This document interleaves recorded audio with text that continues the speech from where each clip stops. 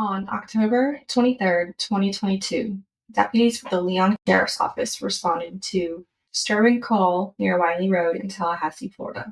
It was there that they discovered the body of a woman who was later identified as Tanya Williams Griner, or Tanya. She was inside a plastic storage container discarded in the woods. Tanya was just 37 years old when she was killed. She was born in Valdosta, Georgia on December 17, 1984. She was known for her love of the outdoors, hunting, fishing, racing, go-karts, and bowling. She attended Calvary Baptist Church and cherished time with her daughters and her extended family. But her life was cut tragically short. Her autopsy confirmed signs of strangulation, and early on in the investigation, investigators turned their attention to Devhon Young, a man already under GPS monitoring for prior charges in Leon County.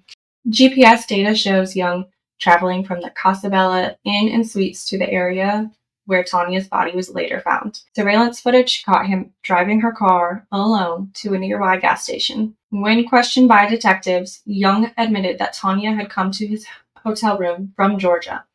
After a confrontation, which he claimed began during a robbery attempt, he strangled her with his bare hands, continuing even after the other man had fled. He then placed her body in the hotel bathtub. He left to retrieve a storage bin and returned to load her remains inside before dumping the container on a dirt road. With Young's confession, GPS tracking, and surveillance footage, detectives were able to charge him with first-degree murder. But when the time came for trial, Devhon Young refused to appear in court. He claimed his right to a speedy trial had been violated and that his counsel was ineffective. He argued the charges should be dismissed. We have previously published the video of Young's interrogation. This video covers the trial of Devhon Young for the murder of Tanya Williams Griner, which proceeded without the defendant present. The trial took place in April of 2023. The lead prosecutor was Adrian Mood, and David Collins was the defense attorney. Day 2 included 3 more witnesses, the closing arguments, and the verdict. The additional witnesses were Sergeant Chris Corbett with the TPD, Dr. Anthony Clark, the medical examiner, and Detective Blake Howard. Court is now in session. The Honorable Jason Jones presiding. You may be seated. Good morning, everyone. Good morning.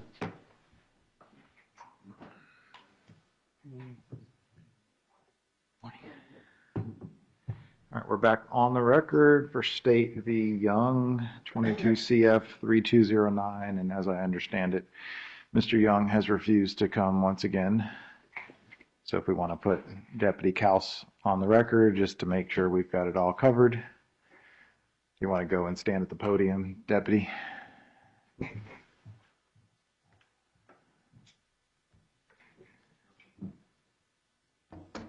Please raise your right hand. Do you swear affirm the testimony you're about to give will be the truth, the whole truth, and nothing but the truth? I do. Thank you. So did you speak with Mr. Young this morning? Do you want the audio from the body cam? Or do you want me to? You can just tell us what happened first, and then we can do the body cam. I came in there, and again, I explained to him this is the last day of his trial. This is the last opportunity he's going to get if he wants to testify in his defense. I even told him that there was clothes available for him, and he still refused. Okay. Let's go ahead and play the video. Do you have an HDMI port? What's that? Do you have an HDMI port? I can just put it. Because I was going to say, you can just plug in there and it'll show up on everyone's screens. Yeah, let's try that. Probably be easier to hear as well.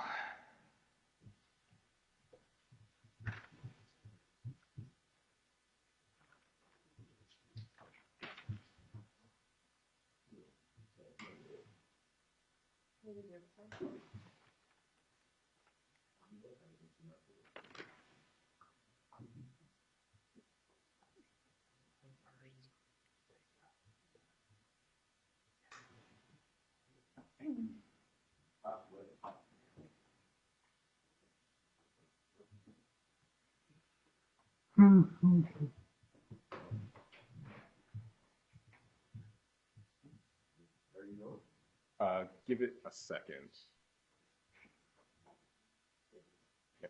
should be good to go now. Okay.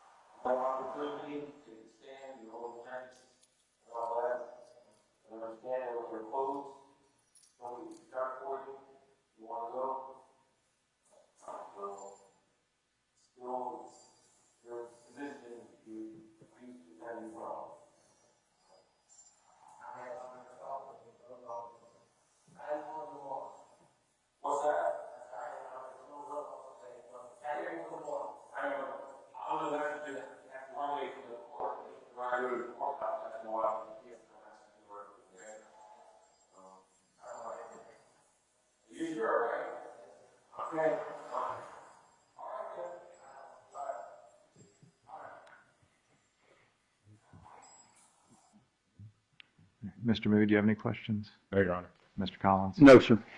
Either side have any objections to Deputy Cowles taking both body camera footage and entering them into the court file for this case? We would ask for that, Your Honor. I don't have any objection, Judge. Okay. So if you could, I know that you probably aren't able to do it right now, but if you could download both yesterday's body cam footage and today.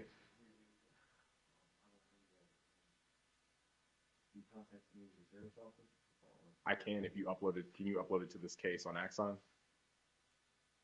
Yes, I upload it every day. It's already, this will be uploaded. I can give you my case numbers for yesterday or today. If you can give me the case numbers, I can get cop CDs made of both body worn cameras and have it submitted to the court and then to the Madam Clerk so it goes into the file. I'll get that number to you. Okay. All right, that's it. Thank you, sir. All right. Any matters before we bring the jurors in? Nothing from the state, Your Honor. No, Your Honor. I think Sergeant Corbett stepped out for a moment, so I don't know if is he just out waiting? Maybe because of although we didn't invoke the rule, I think just in Okay. abundance of caution. All right, then let's bring him in. Dr. Clark is here as well, Your Honor.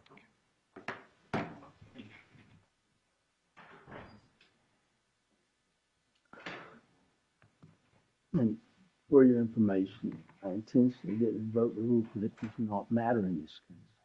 There are no civilian eyewitnesses that could have gotten the story straight. There's just nothing. Totally understand.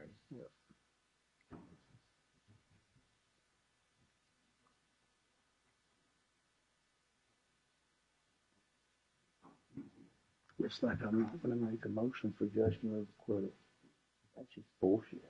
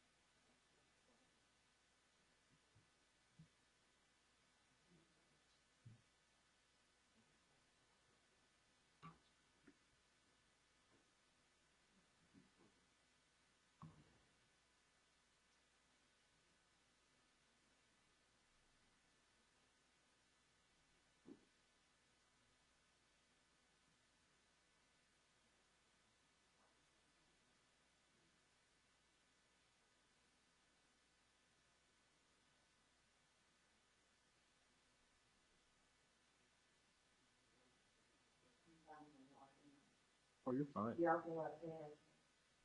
Yeah, that's it. I can go around. That's totally fine. Whatever makes you comfortable, we'll work with. They're fine. All right, re-entering the courtroom.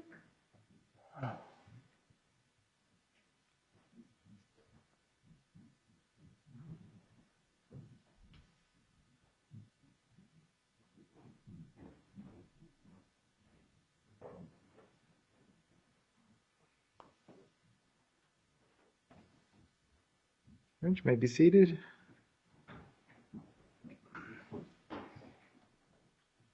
Welcome back, ladies and gentlemen.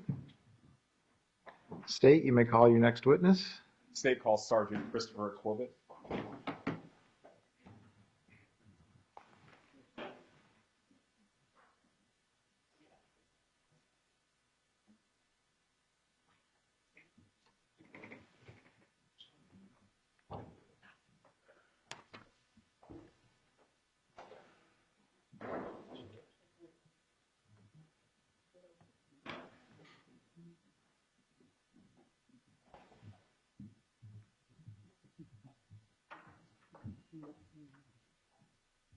Good morning. You can stop right there. Do you solemnly swear or affirm that the testimony you shall give shall be the truth, the whole truth, and nothing but the truth? I do. All right, thank you, sir. You can have a seat. Please pull yourself close up to that microphone and speak clearly for us. Bank wire. Good morning. Good morning. Could you please introduce yourself to us and spell your name for the court reporter? Certainly. My name is Christopher Corbett, and that's Corbitt, and I'm a sergeant with the City of Tallahassee Police Department. And how long have you been with the Tallahassee Police Department? Since 1995. Okay. And what are your current duties with the Tallahassee Police Department? I currently supervise the Technical Operations Unit, and that is the section of the department that is responsible for all the high-tech or technological ways that we assist in criminal investigations. That includes things such as computer and cell phone forensics, audio, video, and then what I spend most of my time doing, which is the analysis of communication records or phone records. Okay. And what sort of training and experience do you have in analyzing the cell phone records? I have over 1,500 hours of general technical training, and then right at 800 hours of training specific to cell phones, how cell phones operate, how the cellular network operates, obtaining records from carriers, analyzing those records for calling patterns or other things, and establishing approximate locations for handsets during events. So again, about 800 hours of training in that. So what you're saying is you have training in saying where these things are approximately? Approximately, yes. Okay. So how does one determine approximately where a handset or cell phone is based on cell phone records? So based on the historical records, we are able to serve a legal demand to the major carriers, and they provide us with what we call call detail records or phone records. Those records contain a number of different kinds of information, but primarily they will contain the dates and times of events. And by events, I mean text messages, voice calls, data sessions. And with that, we see the phone numbers that are communicating back and forth. If it's a phone call, we see the duration. And then maybe some specifics about the phone itself, the serial number. And then the cell site or cell tower that the handset was communicating with for that particular event. We know where those cell sites are located. Sometimes that information is in the records themselves, and sometimes we have a separate key or a separate sheet that we can look at, and we're able to map out where all of those cell towers are. And by knowing the cell tower that the handset was communicating with for that particular event, understanding something about the range of a cell site or how far a handset could be, then we make an approximation of where that handset was for that particular event. And generally, we include and exclude locations. We say, yes, a handset communicating with this particular cell site and this particular side of that cell site could have been at this address or could not have been at this address. Inclusion and exclusion. So when you're saying a cell site, are we talking about like a tower? They are a variety. I do say cell site because they are not all towers. They're not all separate structures like we think of a traditional tower. There are cell antennas mounted on buildings here in downtown Tallahassee. They're mounted on water towers and a variety of different structures. So we use the term cell site, but you can't think of it as a tower. Have you been given the opportunity to offer your opinion as to historic cell site analysis previously? I have, yes. Approximately how many times? 93. Your Honor, the state now tenders Sergeant Corbett in the area of historical cell site analysis. No questions, Your Honor, no objections. All right, you may proceed.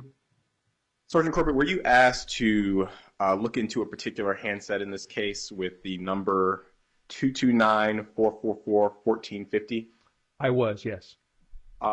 And what were you asked to do in analyzing the historic cell site data for that handset or that number? I was asked to determine if that handset had ever traveled to Tallahassee or was ever in the area of Tallahassee for the duration of those records. I think records were obtained for a 3 or 4 day period.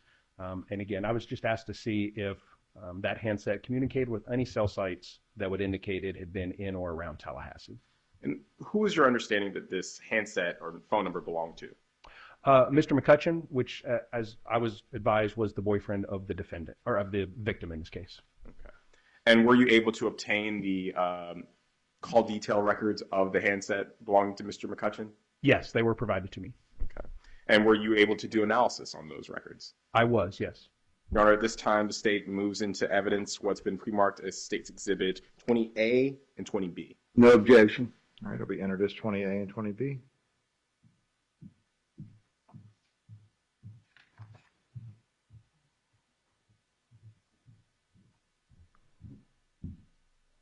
Bringing your attention to 20A, is that the certification of business records for the handset, the call detail records for Mr. McCutcheon's phone? Yes, it is. Okay. And on the CD, the voluminous records, call detail records? Yes. Is it fair to say that those records span hundreds of pages? Yes, absolutely. They are provided to us in electronic format, a spreadsheet. If you were to print them, they would be hundreds to sometimes thousands of pages, yes. Okay. And were you able to analyze those records in State's 20B? Yes. And were you able to create a map? Yes, I did. Would you recognize that map if you saw it here again? I would, yes. Permission to approach, Your Honor? Yes. No problem. Turn your attention to State's 21. You recognize State's 21? I do, yes. What is State's 21? This is a map that I created that shows all of the cell sites used by Mr. McCutcheon's handset for the duration of the records, which again spanned about a 3-day period. And it shows the relative where those cell sites are located in Valdosta and the relative distance to Tallahassee. Is it a fair and accurate representation of the call detail records for Mr. McCutcheon's phone, I think between October 21st of 2022 to October 24th of 2022? That's correct. Your Honor, this time the state moves to introduce into evidence what's been pre-marked as State's 21. No objection. Entered as 21. Permission to publish? Granted.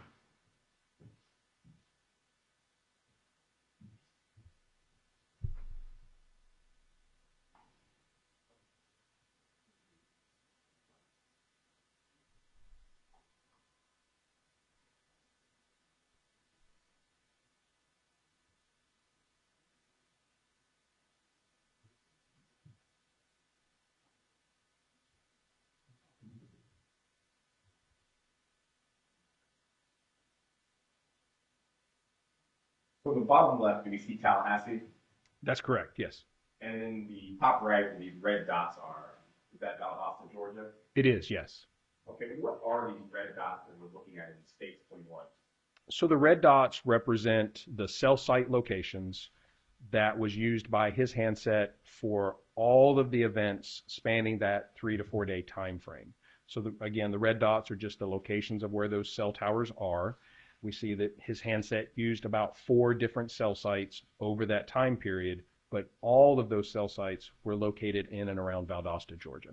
So Mr. McCutcheon's phone, from October 21st, from 9:30 p.m. all the way to October 24th, 8:19 a.m., all of the events are taking place in Valdosta, Georgia. That's correct. Is it possible, based on the call detail records that you've seen, this handset ever traveled to Tallahassee, Florida during the time in question? No, there are dozens and dozens of cell sites between Tallahassee, Leon County, and Valdosta. So if his handset had traveled, I would expect it to communicate with any number of cell sites much closer to us. In addition, looking at the duration between events, we would say, well, is it possible that you could drive down here real quick and drive back and not, in those gaps? And these events here are based off of data sessions, which are fairly voluminous, and there were no gaps in the records great enough over about an hour and a half that would allow someone to drive down here, turn around, and drive back in that time in between. So if I were to say that the victim in this case died in the early morning hours of October 23rd, is it possible Mr. McCutcheon's handset was in Tallahassee at that time? It is not. Nothing further. Any cross-examination? Just one question. Good morning, sir. Good morning. What if and I'm not saying this is what happened, but a hypothetical, what if his handset was turned off? Can you track the movement if the handset's not active? If it is actually turned off and not in communication with the network, then no. From traditional carrier records, we would have no way of determining where that handset may be. So if it was turned off, it could be in Tallahassee. It could be, yes. Okay. Thank you. No further questions. Any redirect? Was there anything in the records to suggest the phone had been powered off or wasn't working during the times in question? There was not. Again, that map was created from one of the records we get, which was data sessions, and there were over 300 events in that. No indication that the handset was off. We look at the call detail records to see if there are incoming calls that are missed or not answered, which might indicate someone was not with it or it was powered off. There's an additional report that we were provided that has even more records than that. The time between events are much smaller there, down to minutes. No indication at all the handset was not on during that time frame. So no evidence whatsoever to suggest Mr. McCutcheon's powered down his phone? That's correct. Nothing further. Does this witness need to be retained? No, Your Honor. All right, Sergeant Corbett, you can step down. You're free to go.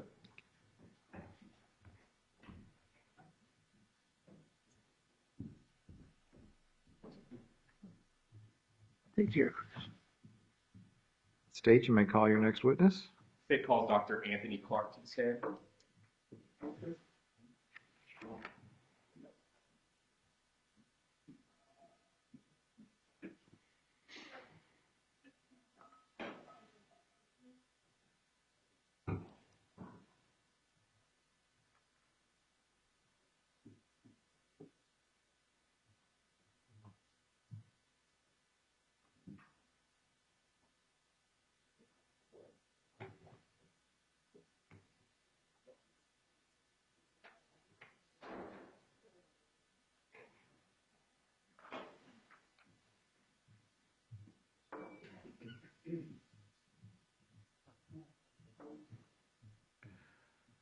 Dr. Clark, if you could stop about right there and be sworn in. Do you solemnly swear or affirm that the testimony you shall give shall be the truth, the whole truth, and nothing but the truth? Yes, I do. All right, thank you, Doctor. If you can have a seat, pull yourself up close to that microphone and speak clearly for us.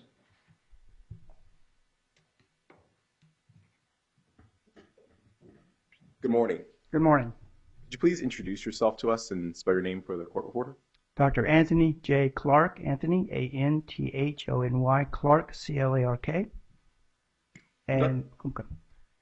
I'm employed as an associate medical examiner with the Georgia Bureau of Investigation, Division of Forensic Science in the Central Regional Medical Examiner's Office in Macon, Georgia. Okay, is that a recent new job that you took? Yes, sir. Before working for the medical examiner's office in Macon, where did you previously work? I worked at the District 2 Medical Examiner's Office here in Tallahassee.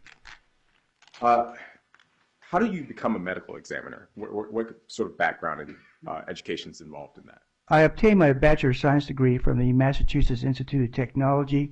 I then did 2 years of animal research at MIT. I was then accepted at the Jefferson Medical College in Philadelphia.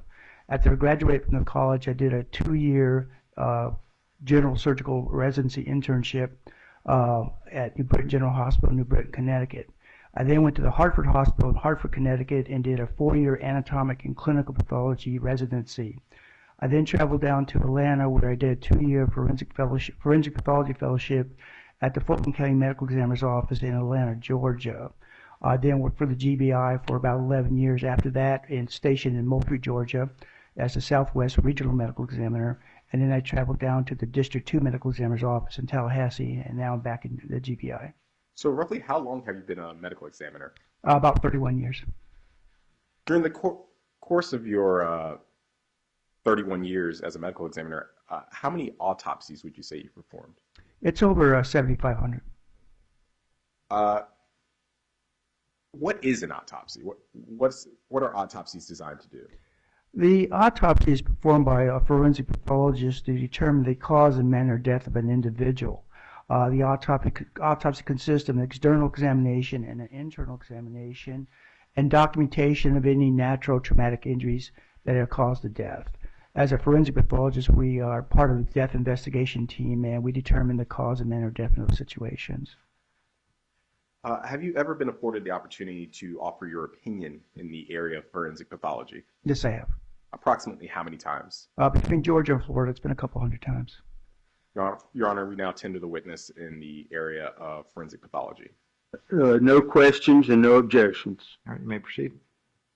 Dr. Clark, were you given the occasion to perform an autopsy on a Tanya Griner? Yes, sir. What day was that autopsy performed?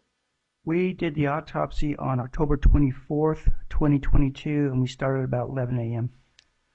Now, when you receive a body, what are sort of the first steps you take in beginning an autopsy? We document that the body comes in a body bag, and then as soon as we open the body bag, we start taking photographs to document everything that we see and how the body arrives to us. And as we start to do the external examination, we will document the clothing, personal effects, any kind of medical devices that may be in the person. We'll start looking to see if there's any kind of injuries externally. We also will do things like height, weight, eye color, document all that. We're taking pictures along the way if we find anything that needs to be photographed. After we got the body unclothed and we get it cleaned up, we'll start looking for injuries again. Again, taking any photographs that may be necessary, documenting tattoos and scars. So that's the external examination. And then with the internal examination, we open up the head, neck, chest, and abdomen, typically as an autopsy, to determine whether any of the external trauma that may be there caused internal trauma, caused injuries to the internal organs, or if it's a natural case, what disease process may be involved with this person's death. So while we may see some internal photos in a second here, that's for a purpose, that you're documenting internal injuries or trauma? Yes, sir. And that's important for determining potential causes of death? Yes, sir. Did you, in fact, take photos in this case? Yes, I did. Would you recognize some of those photos if you saw them here again? Yes, sir.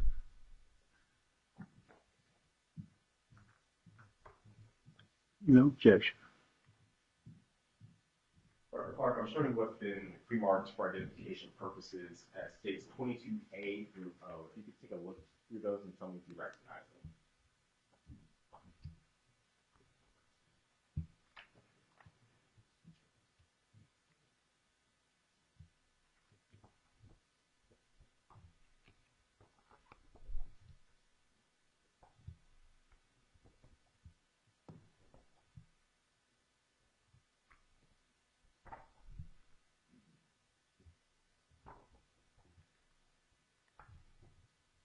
Yes, sir.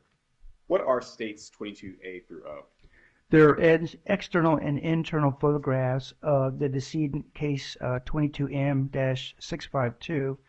We have her listed as Tanya Griner. We show documenting the injuries that she sustained. How old was Ms. Griner? At the time of the death, her age was recorded at 37 years. Are those photos a fair and accurate depiction of the autopsy that you performed? Yes, sir. Your Honor, the state now moving to evidence what's been pre-marked as states 22A through O. No objection. I think they'll be entered as 22A through O. Permission to publish. Granted? Granted.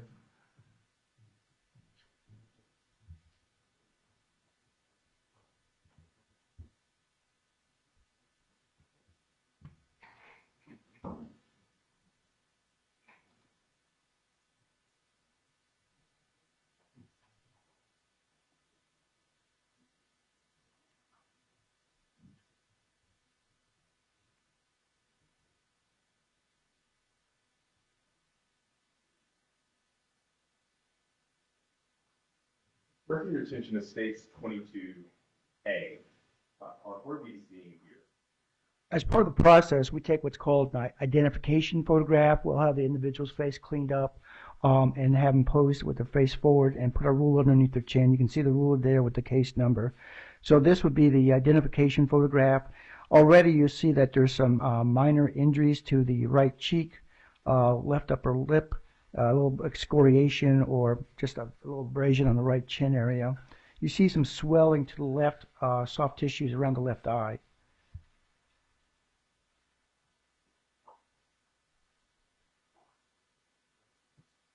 Bring your attention next to 22B. As part of manual strangulation, what happens is there's compression of the neck. And when that happens, the veins get closed off and the blood backs up into the face, causing a very congested appearance.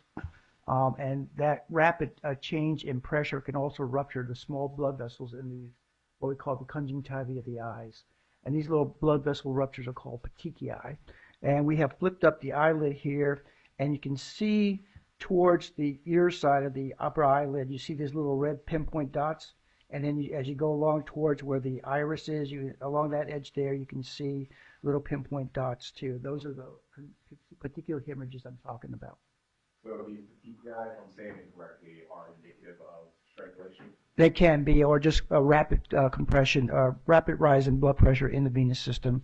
You can sometimes, somebody's having a massive heart attack, can have a congestion of the head and cause a few petechiae, but this is pretty florid number in here. Plus we also have injuries to the neck, which is sustained in manual strangulation.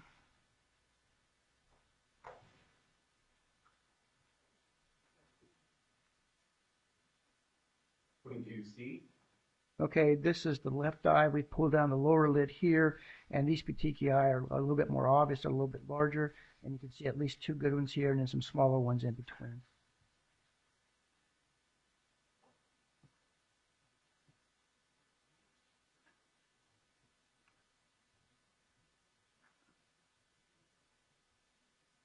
D. This is showing the inner lower lip, and you can see that there's a large bruise here. And if you look at this bottom edge here, you can see that there's a little abrasions here, and these actually match up to her upper teeth. So her lower lip is being mashed against her upper teeth, causing it to be bruised and to be abraded. Abrasions are scrapings of the skin.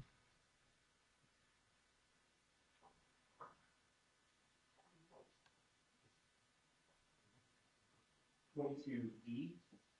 These are scratches that you see along the left jaw and on the upper left neck here. And this is typically from fingernails digging into the skin during a manual strangulation. Would these be consistent with manual strangulation? This would indicate that they're fingernail scrapings, yes, sir.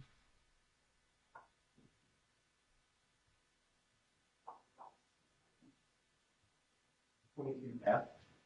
Okay, you can see that the left side where we had those scratches over here, the reason you have scratches in different patterns is because there's usually resituating of the hand to get a better grip. Okay, so you just kind of keep moving the hand around to get the best grip you can. Now the other thing is on the right side, what you see here is a red pattern, and you see some areas of blanching that are coming here that are really consistent with a grip type injury. So where the fingers are pressing into the skin are the pale areas, and the areas between the fingers, there's rupture of blood vessels and then causing the bruises to occur.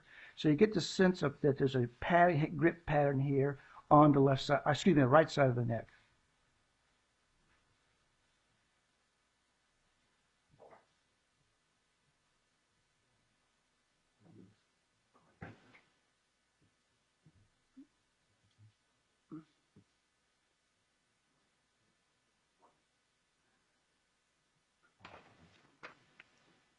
22G. I'm not seeing that very well. It's really Where glare or something going on here. I'll bring it to you. Okay. I think if I do that, it might help. Try that first.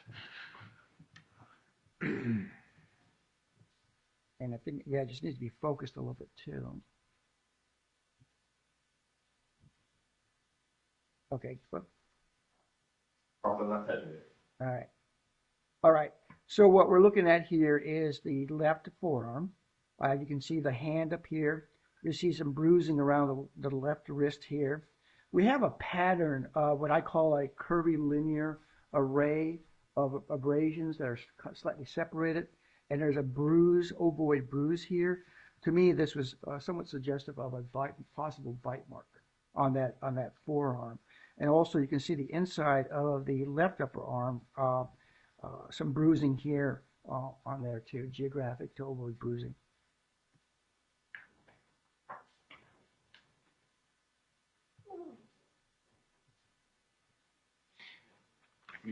H.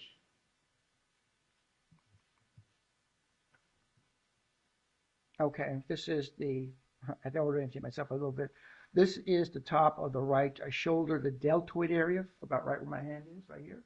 And you can see that there's kind of a ring-like contusion here, and maybe a little bit of abrasion up on one side and a little bit of abrasion on the other side.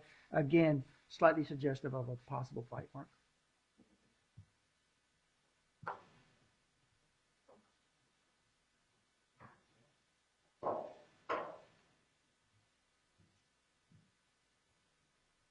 Now, as a part of your autopsy, is it necessary to do an internal examination as well? Yes, sir. Review attention with the eyes. Could you flip that 180? Yeah. Okay, this, what we do is we take a scalpel and we make an incision from behind one ear, top of the head, behind the other ear. We peel the scalp forward, we peel the scalp backwards. This exposes the top of the head, what we call a calvarium. And then we take a striker saw and we make a cut around that and take that plate off, that calvarium off, to expose the brain underneath. And this is the left side of the brain exposed. And you can see that there's a lot of red here. And that red doesn't wipe away because it's under a membrane called an arachnoid native. So this is considered a subarachnoid hemorrhage. And this was traumatically produced by blows to the face and head. We're talking about blood force trauma to the face and the head. Yes, sir.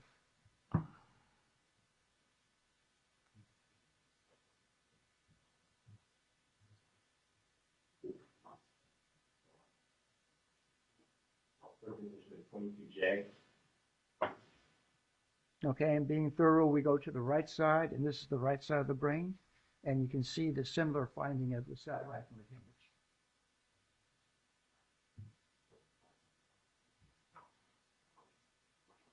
$22K. Could you back out just a little bit? Yeah, I gotta get a sense of what we're going to have. So as part of it, you can see at the top of the picture, this is where the scalp has been pulled forward. And right here is called the temporalis muscle. If you put your fingers right here and bite down, you'll feel that muscle bulge. That's the temporalis muscle. This is the left side. What we did was peel that muscle back, and you can see that there's a lot of contusion in that muscle.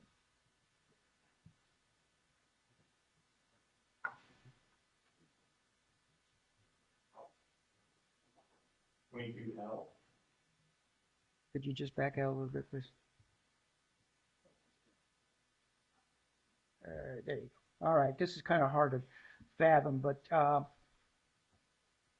as part of the Y-shaped incision, the top of the Y, the skin, we draw it back this way to expose the upper chest and the neck underneath. So what we've done here, the skin has been pulled this way, the head's on this side, the feet are over here. This is the left side of the neck, and this is that major muscle here called the sternocleidomastoid maxillary muscle. And you can see that there's a lot of bruising going on this portion here, which is just underneath the jawline. And where we saw a lot of those scratches on the left side of the neck, that's about where that area is.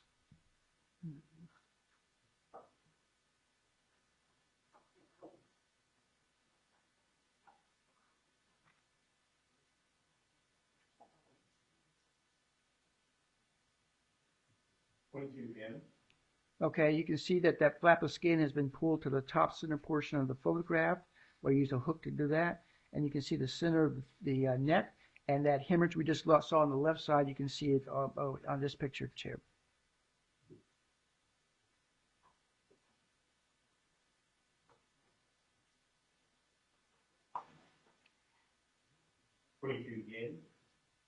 Okay, this is actually the voice. Could you focus it? Oh, yeah. I don't. Keeps going in and out. Anyway, this is the voice box. Okay, that little bump right there in the front is actually the Adam's apple. And you see that there's some blood down here. That would be her right side.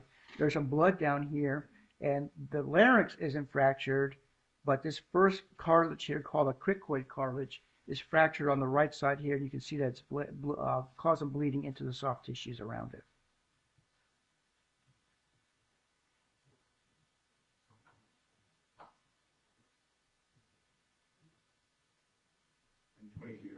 This is called the hyoid bone. It's a U-shaped bone at the base of the throat, base of the tongue, about where my fingers are.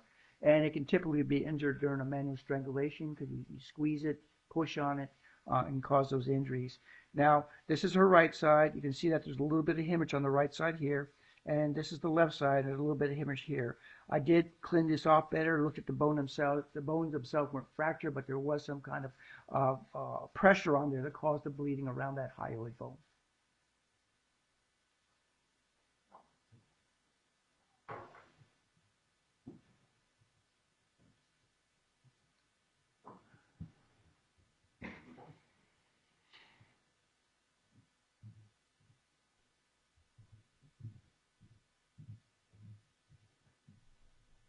Dr. Clark, were you able to determine a cause of death in this case of Ms. Griner?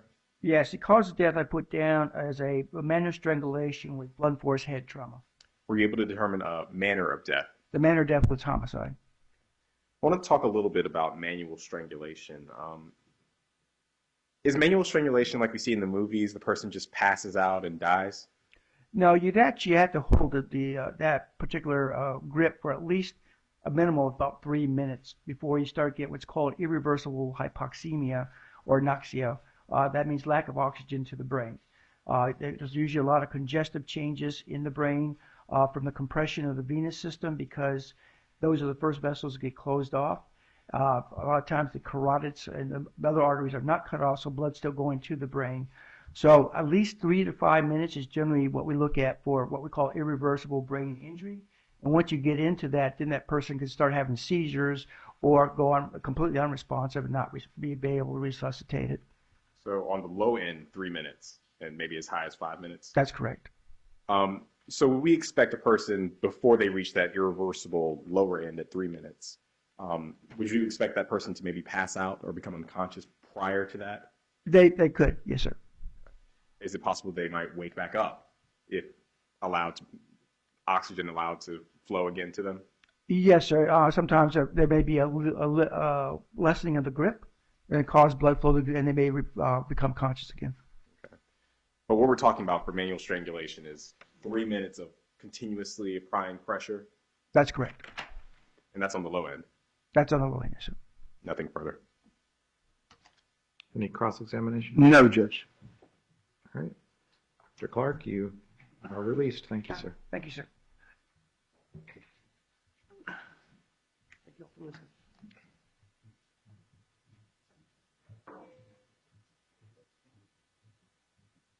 State, you may call your next witness. State would recall Detective Blake Howard just to make sure he's here. Okay.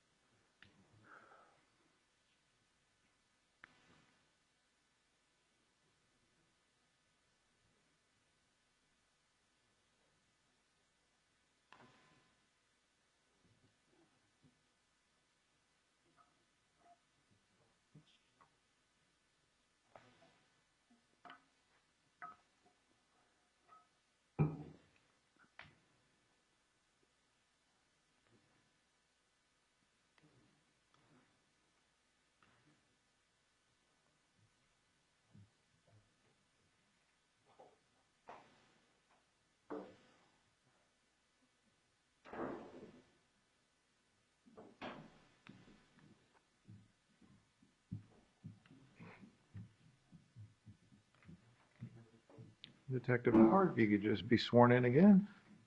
Do you solemnly swear or affirm that the testimony you shall give shall be the truth, the whole truth, and nothing but the truth? All right, thank you, sir. Have a seat. You may proceed. Good morning, Detective Howard. Good morning. So I'm going to start with the Casa Bella video footage. Is it fair to say the defendant told you that he drug the bin with Miss Griner's body in it down the stairs?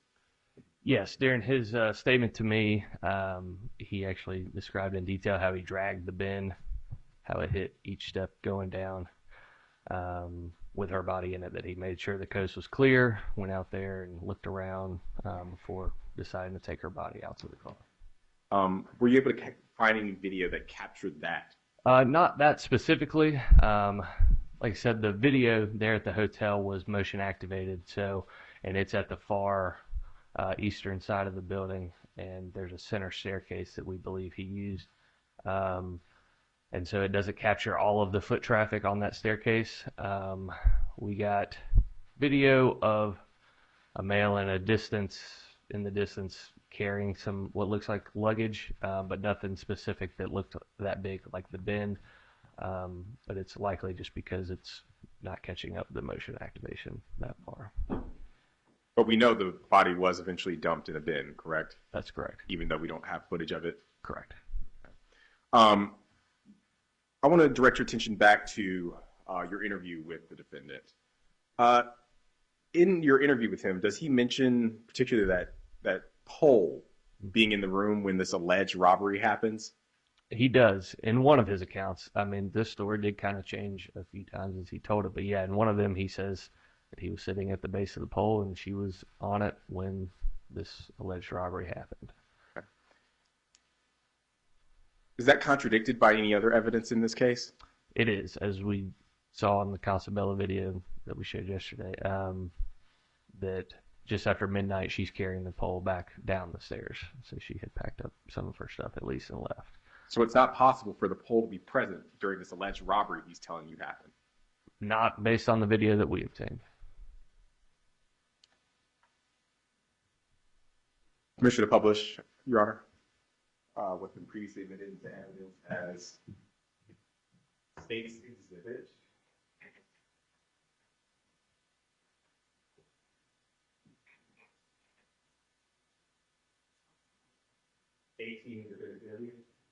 Granted.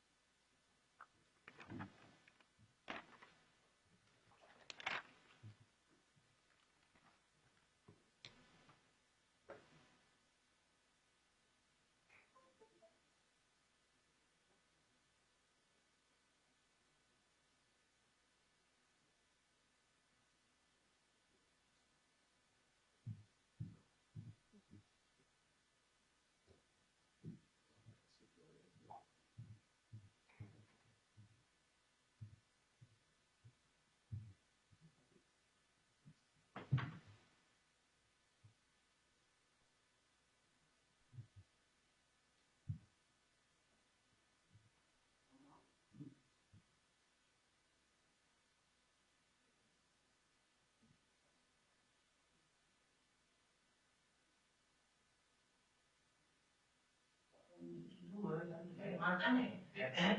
So I ain't peep until, okay, you know, like you go.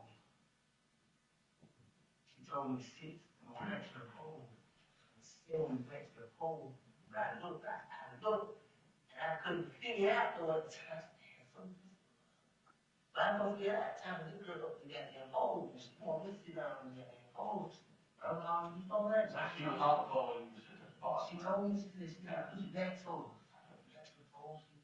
Come on down. And girl, he ain't even fall now.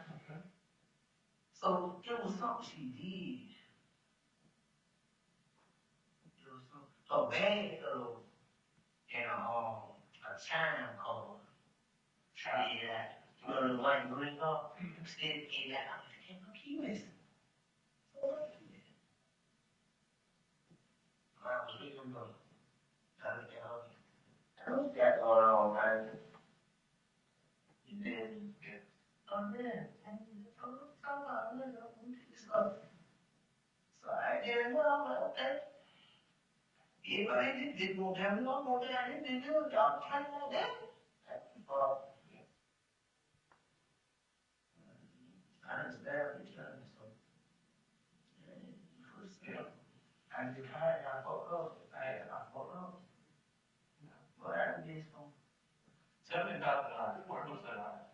Cause I was in that bag, but I ain't know what the fuck you bring around that bag in for bag. Just got to look.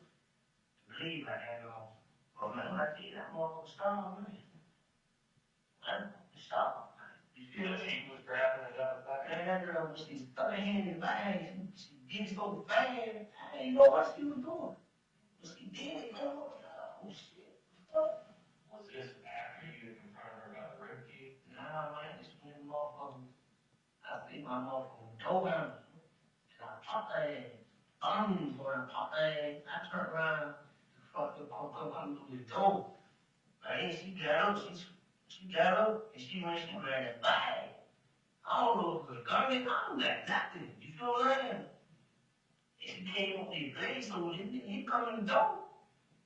I can grab him, you know what I'm saying, at the same time, trying to tell the motherfucker what to get him. What the fuck is that? And man, I had fucked on, I had money, can't fight her for. Man, see that, I popped that ass. You know, I can't lie to you. Yeah, see that right. That hand, we left that this month. I was so strong. I was flashed up. I said, yeah, do that. Yeah, I ain't no trouble there. Oh, God. Tell me. Where were you when you grabbed her? The 2 days. Yeah. 2 days. Yeah, you got to hustle. You know, like an intense stuff. Yeah. We move days. Pull and stuff. Okay. You don't say we move days. Yeah. We in this film.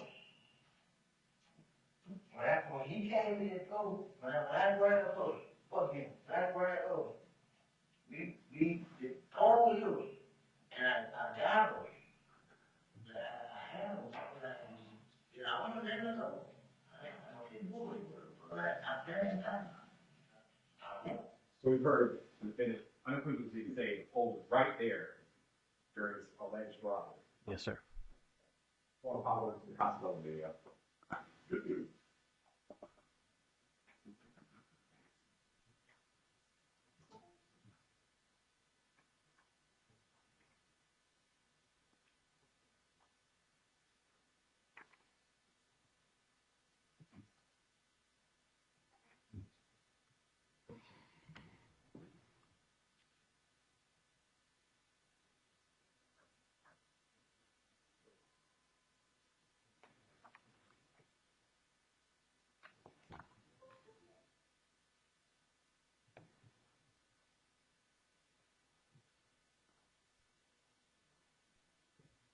This would be early evening, roughly around midnight. Yes, sir. Just after midnight.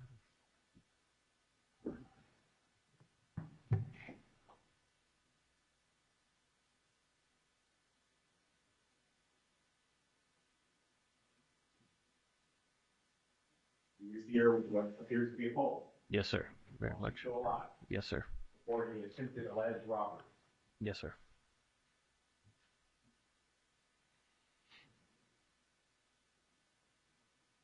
Before the bottom of the stairs. You didn't see her, appear to see her with something consistent with a pole. Yes, sir.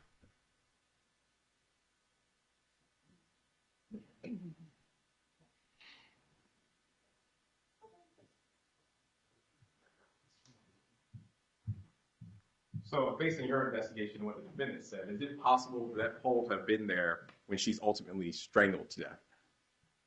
Well, we don't have video of all the staircases, but I would say it's unlikely since she did remove it from the room just after midnight. So another inconsistency with this alleged robbery attempt? Yes, sir. I want to talk about another inconsistency with this alleged robbery attempt. Did the defendant mention how many room keys there were to the room? Yeah, he told me during our interview that there was one. Your Honor, I'm going to object. This was asked and answered back in the prior direct. Sustained. Permission to publish, Your Honor? Yes.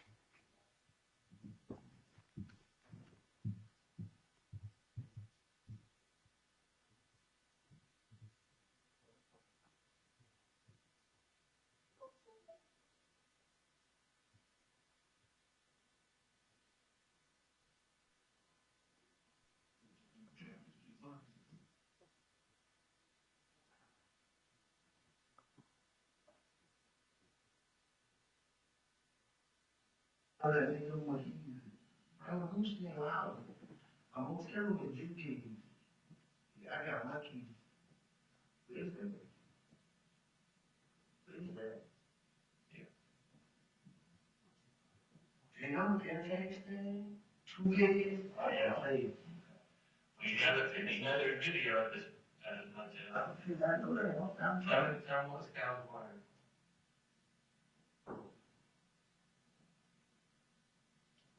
The one line with Griner and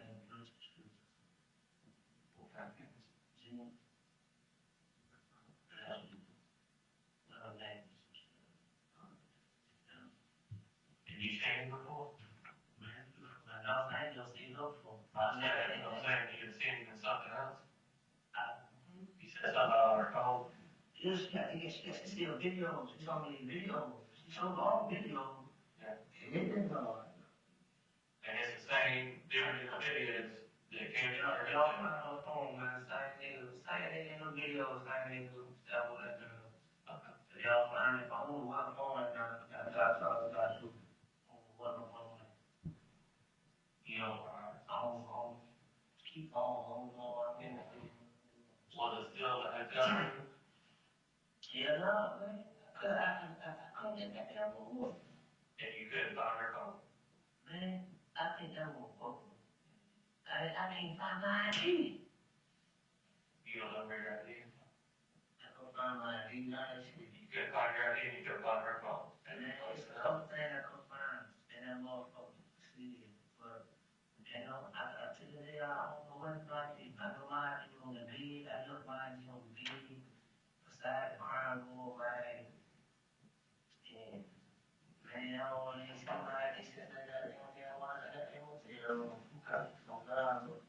So how did you, so you put her in the van, how did you get out of there?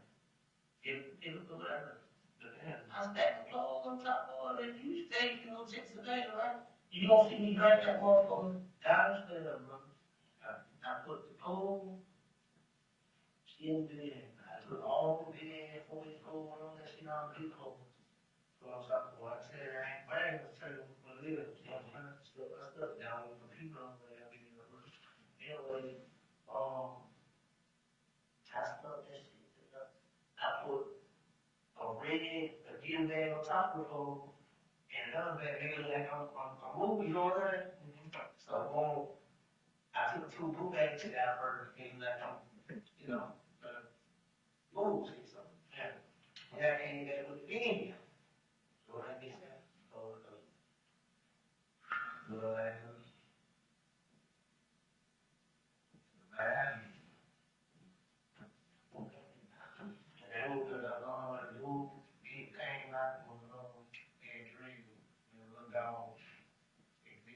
everybody told me, like, you came out, you cut, you want to I know that they downstairs.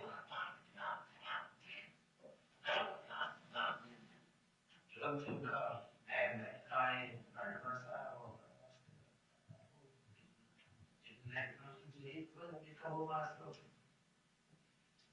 everybody got great because I need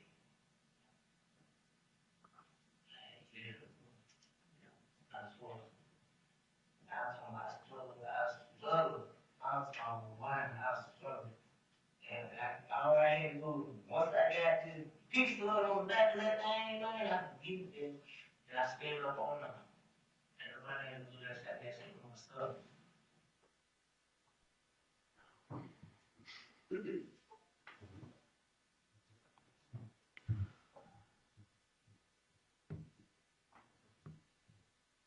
Now, in your interview, did he describe having to leave the hotel to get that bin? He did, yes. Was he ever able to explain to you if there was only one hotel key and he didn't have it, how was he able to get back into the hotel room? He never did explain that. So he allegedly doesn't have this one hotel key, but is able to leave the room, get a plastic bin to dispose of a body, and still somehow get back into the room. That was his story, yes, sir. Nothing further. Any cross-examination? Yes, Your Honor, 2 questions.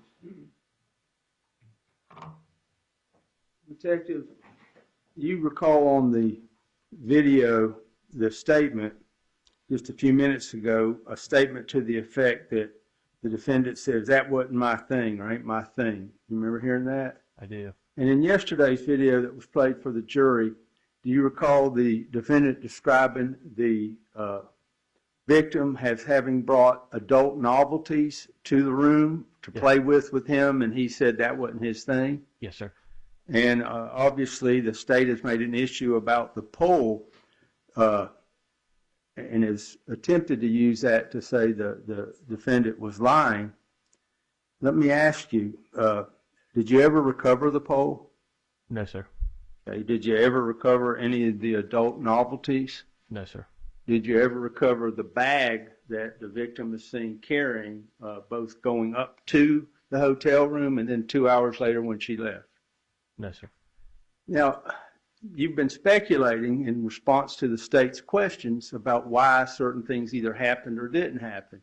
Can you tell the jury why she would go back to that hotel room, either by herself or someone, after she's already been paid, at least according to the defendant, for 2 hours of sex, in which the video supports that, because we see her going there at about 10:15 and then leaving just as she appeared when she was going there sometime around midnight. And you would admit she's very calm. She doesn't look upset. She doesn't look like anything bad has happened to her. Why would she go back? I mean, our speculation, our theory was that she was not paid and she returned to collect payment. Okay, that's a theory. And in order to get paid, is it reasonable to believe that she might have told the defendant, hey, I'm going to come do another show for you? We don't know if she brought that pole back because we don't have any evidence as to whether she did or not, do we? Correct. So to say that because the pole is there necessarily, that the defendant is lying, how do we know that? Can't say for sure. We can't say for sure, but the state sure made the proposition that he had to be Would lying. I object argumentative? Well, no, this is cross-examination, Judge. I'll allow it. Thank you. No problem. That he has to be lying because we know, since we saw the video of her leaving with the pole, it couldn't have been brought back. Now, you really don't agree with that, do you? I agree that it's unlikely. Why would it be unlikely that in order to get paid, she's going to perform another show and bring a boyfriend with her? Why would that be unlikely? Yeah. Because the statements that we got from people involved were that she was there hired for 2 hours. Right. She leaves after 2 hours. I think if you don't get paid the first time, you're not coming back to perform another show and bringing your pole with you. But we know she came back. Correct. Okay. And the only reason we know that is because the defendant told us that. Correct. That's the only reason we know, is because he told us that. Yes, sir. All right?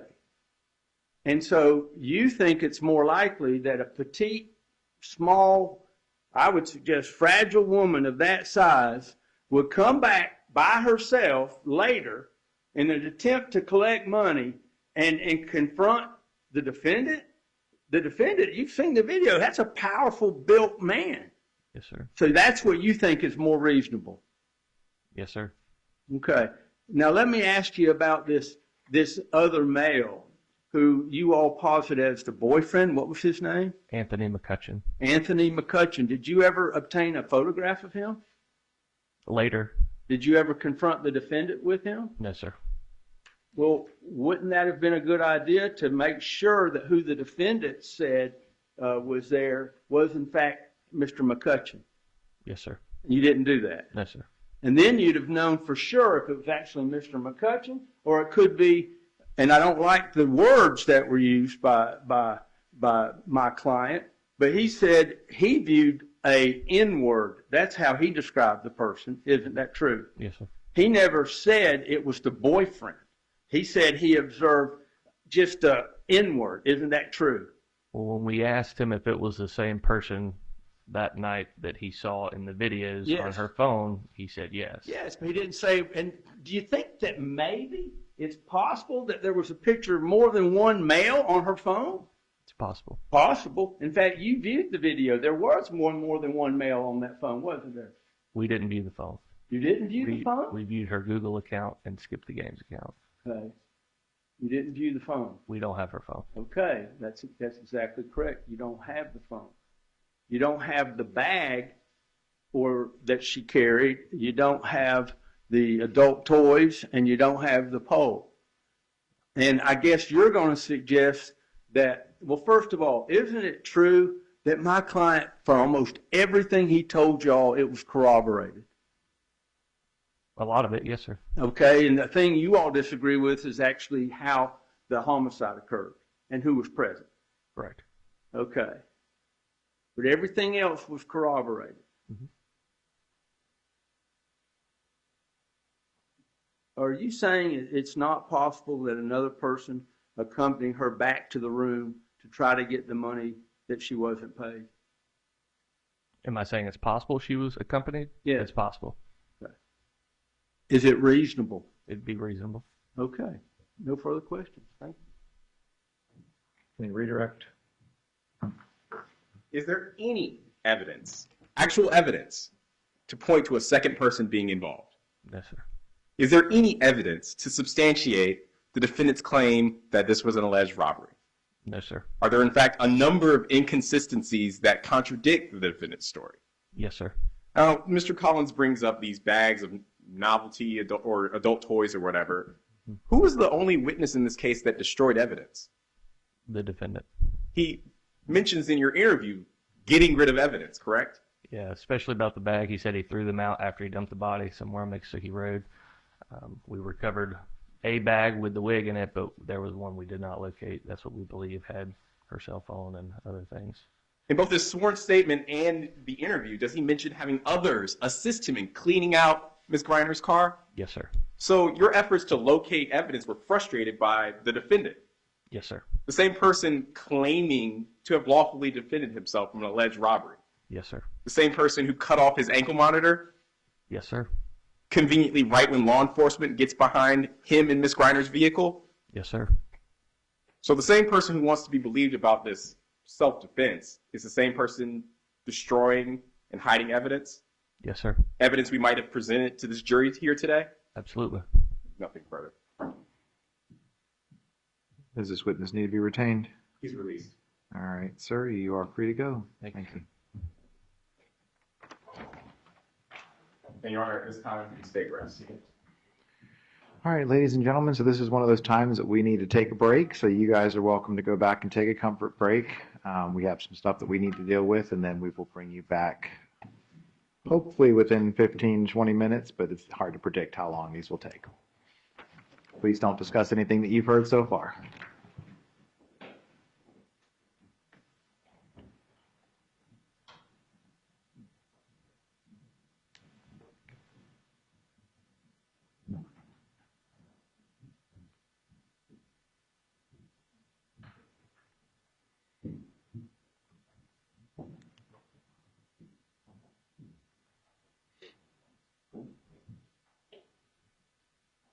may be seated. All right, state has now rested.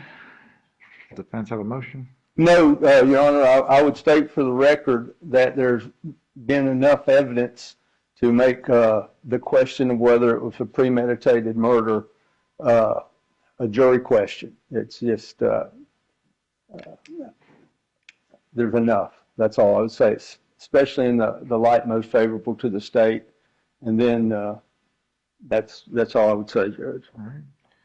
And obviously, Mr. Young is not here, but do you plan to put on any other evidence? Your Honor, we would rest in front of the jury. I will say for the record that in the event Mr. Young was here, I would have strongly advised for him not to testify. When the state plays his statement, there's no further testimony from a strategic point of view that I feel is necessary. They basically gave the jury his statement. And whether it's believable or not, I don't know, but I wouldn't advise him to take the stand and be cross-examined about something he's already said.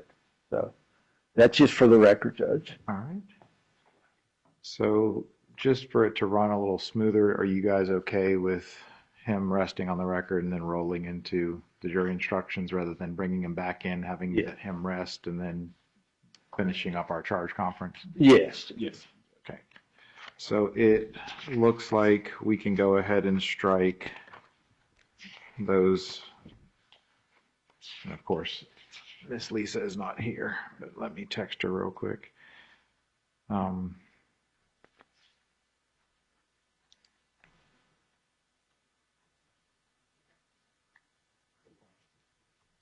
But we can strike those witness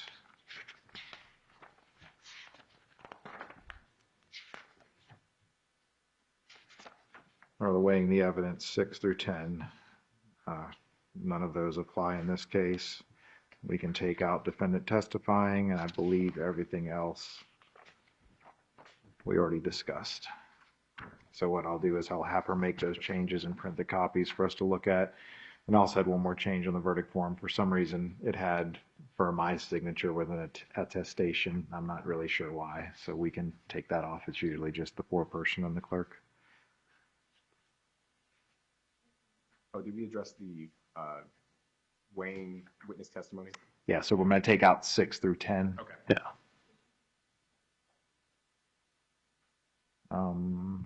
Any special instructions requested? Not from the defense, Your Honor. Nothing from the state, Your Honor. All right, well, let's go ahead and we'll take a 5-minute break while she's heading up here, and then that way we can roll right into it. Yes, sir. Okay. Be in recess. You may seated. So did Ms. Gaston give you all a copy of the instructions and the verdicts? Yes, sir. Have you all had a chance to review them? Yes, sir. And any changes? No, sir. Yes, sir. All right, so then we are ready to go ahead and print up 14 for the jury and 1 for the clerk.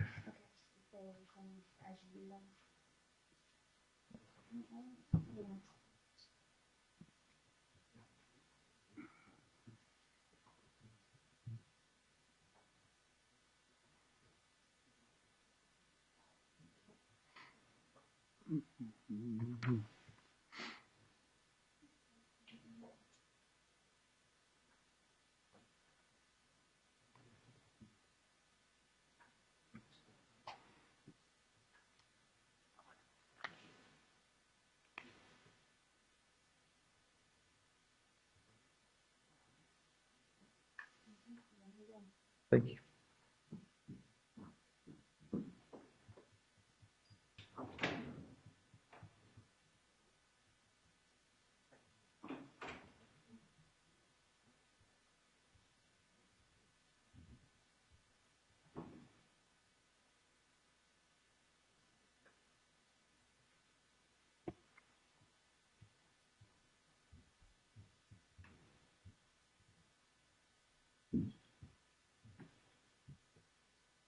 Do you know about how much time you're going to take in your closing argument, State? I do not, Your Honor, but I think we should be able to get this to them by lunchtime. Okay.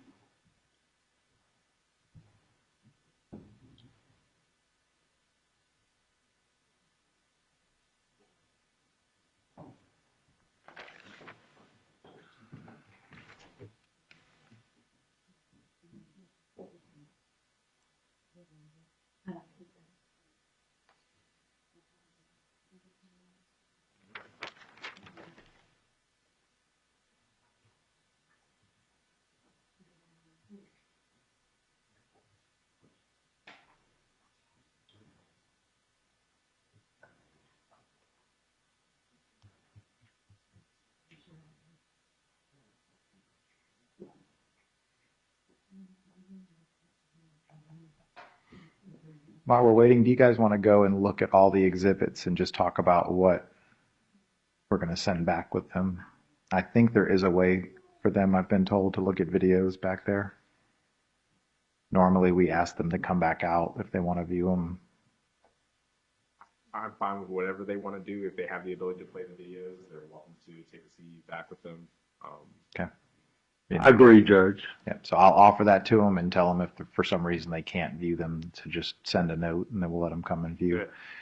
But if you guys want to just go and look through, make sure that we have all the exhibits there. I just want to make sure like the sexual assault kit is sealed up, correct? It is.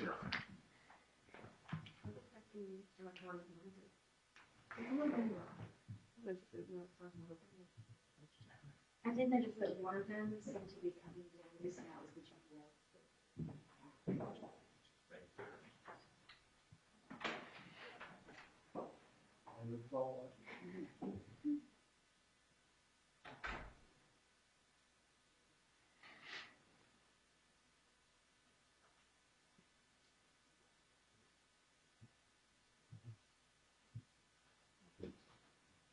I'm satisfied, Judge, that all exhibits are there. Okay.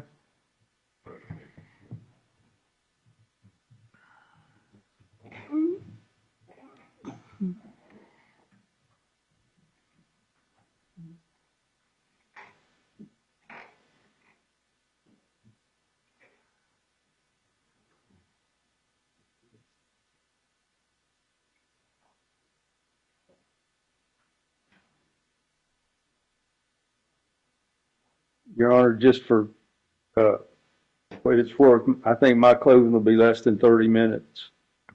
So I don't know what the state's gonna do, but that's where I'm gonna do it.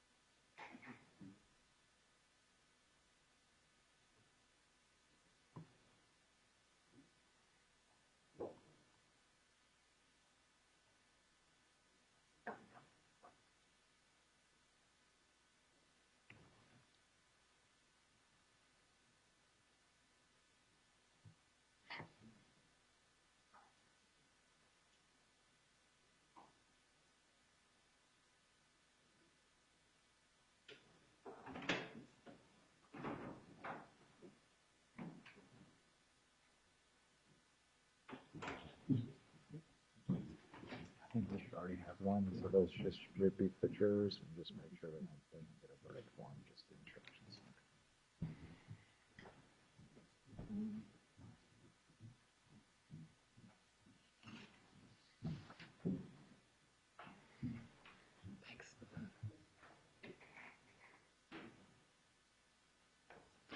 Your Honor, let me ask a question. Did we put, Deputy Chaos on the record yesterday morning? Okay. And yesterday he played body cam footage. So the yesterday's footage and today's footage, when we get them, will be included as a. I need to create a hearing record for yesterday as well. Okay. Today.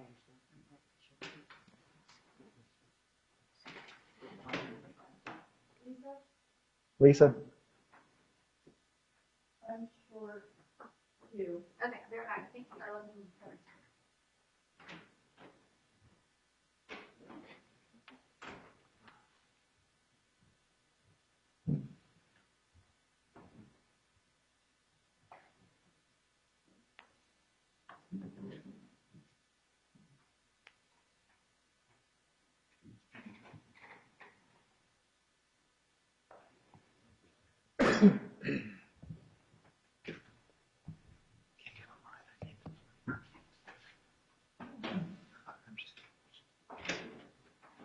So I get it long way too, guys.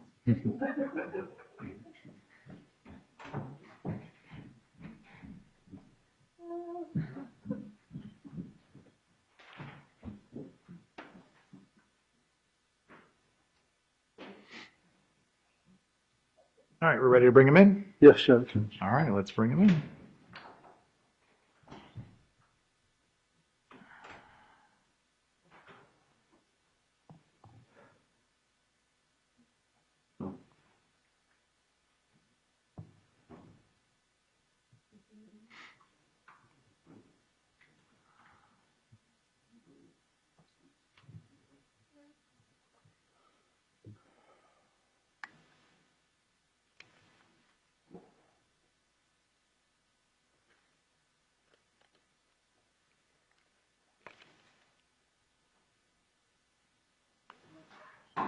All right, bring your team forward.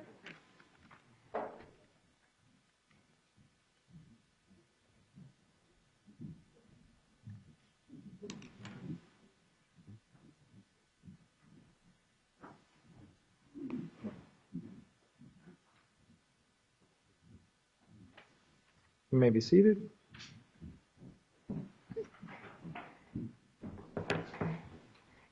We're back on the record. State v. Young. Jury is present in the courtroom. Mr. Collins, does the defense wish to call any witnesses? Your Honor, we'll rest without presenting the case. Thank you, Mr. Collins. You're welcome. All right, ladies and gentlemen, we are at the final stretches of the case. I've put some jury instructions in your chairs. Please follow along with me. Members of the jury, I thank you for your attention during this trial. Please pay attention to the instructions I'm about to give you. At this time, Devhon S. Young Sr., the defendant in this case, has been accused of the crimes of first-degree murder.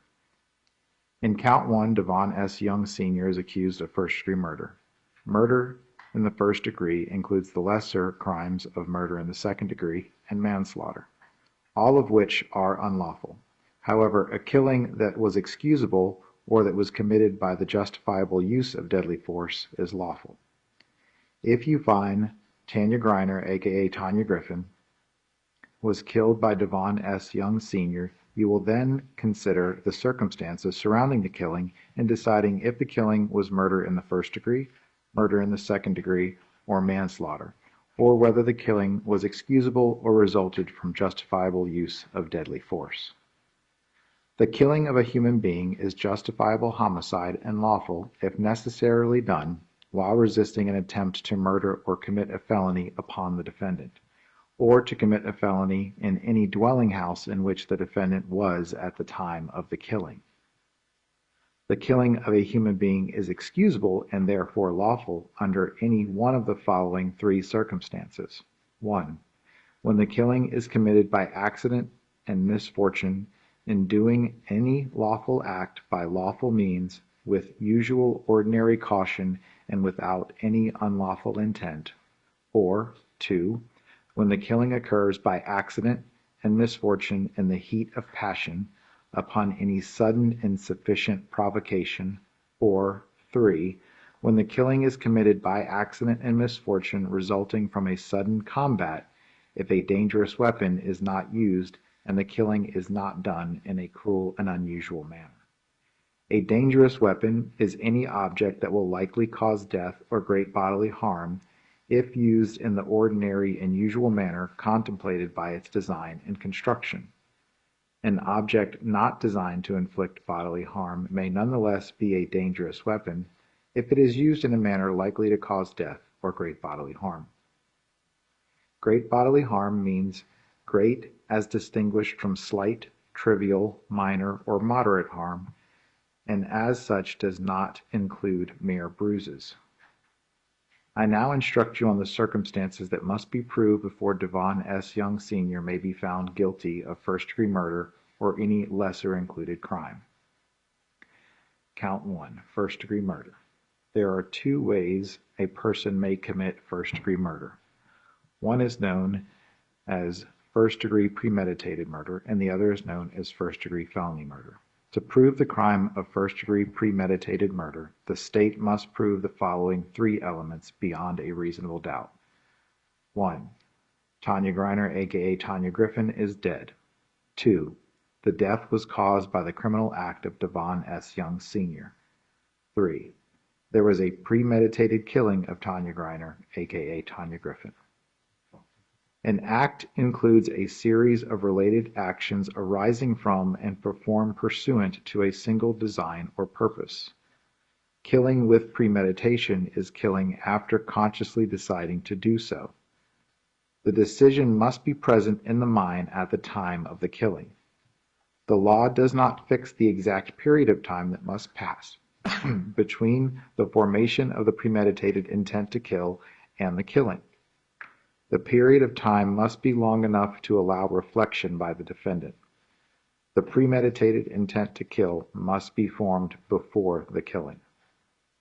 The question of premeditation is a question of fact to be determined by you from the evidence.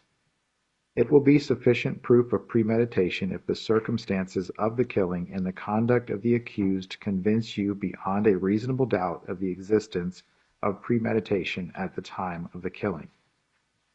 An issue in this case is whether Devhon S. Young Sr. did not act with a premeditated design because he acted in the heat of passion based on adequate provocation. In order to find that the defendant did not act in a premeditated design to kill because he acted in the heat of passion based on adequate provocation, A, there must be a sudden event that would have suspended the exercise of judgment in an ordinary, reasonable person, and B, a reasonable person would have lost normal self-control and would have been driven by a blind and unreasoning fury, and C, there was not a reasonable amount of time for a reasonable person to cool off, and D, a reasonable person would not have cooled off before committing the act that caused death, and E, Devhon S. Young Sr. was, in fact, so provoked and did not cool off before he committed the act that caused the death of Tanya Griner, aka Tonya Griffin. If you have a reasonable doubt as to whether the defendant acted with a premeditated design to kill because he acted in the heat of passion based on adequate provocation, you should not find him guilty of first-degree premeditated murder. In considering the evidence, you should consider the possibility that although the evidence may not convince you that the defendant committed the main crime of which he is accused, there may be evidence that he committed other acts that would constitute a lesser included crime. Therefore, if you decide that the main accusation has not been proved beyond a reasonable doubt, you will next need to decide if the defendant is guilty of any lesser included crime. The lesser crimes indicated in the definition of first-degree murder are second-degree murder and manslaughter. Lesser included crime as to count 1, second-degree murder. To prove the crime of second-degree murder, the state must prove the following three elements beyond a reasonable doubt. 1. Tanya Griner, aka Tonya Griffin, is dead. 2. The death was caused by the criminal act of Devhon S. Young Sr. 3. There was an unlawful killing of Tanya Griner, aka Tonya Griffin, by an act immediately dangerous to another and demonstrating a deprived mind without regard for human life. An act has previously been defined for you. An act is imminently dangerous to another in demonstrating a deprived mind if it is an act or series of acts that 1. A person of ordinary judgment would know is reasonably certain to kill or do serious bodily injury to another, and 2. Is done from ill will, hatred, spite, or evil intent, and 3. Is of such a nature that the act itself indicates an indifference to human life. In order to convict of second-degree murder, it is not necessary for the state to prove the defendant had intent to cause death. An issue in this case is whether Devhon S. Young Sr. did not have a deprived mind with regard for human life because he acted in the heat of passion based on adequate provocation.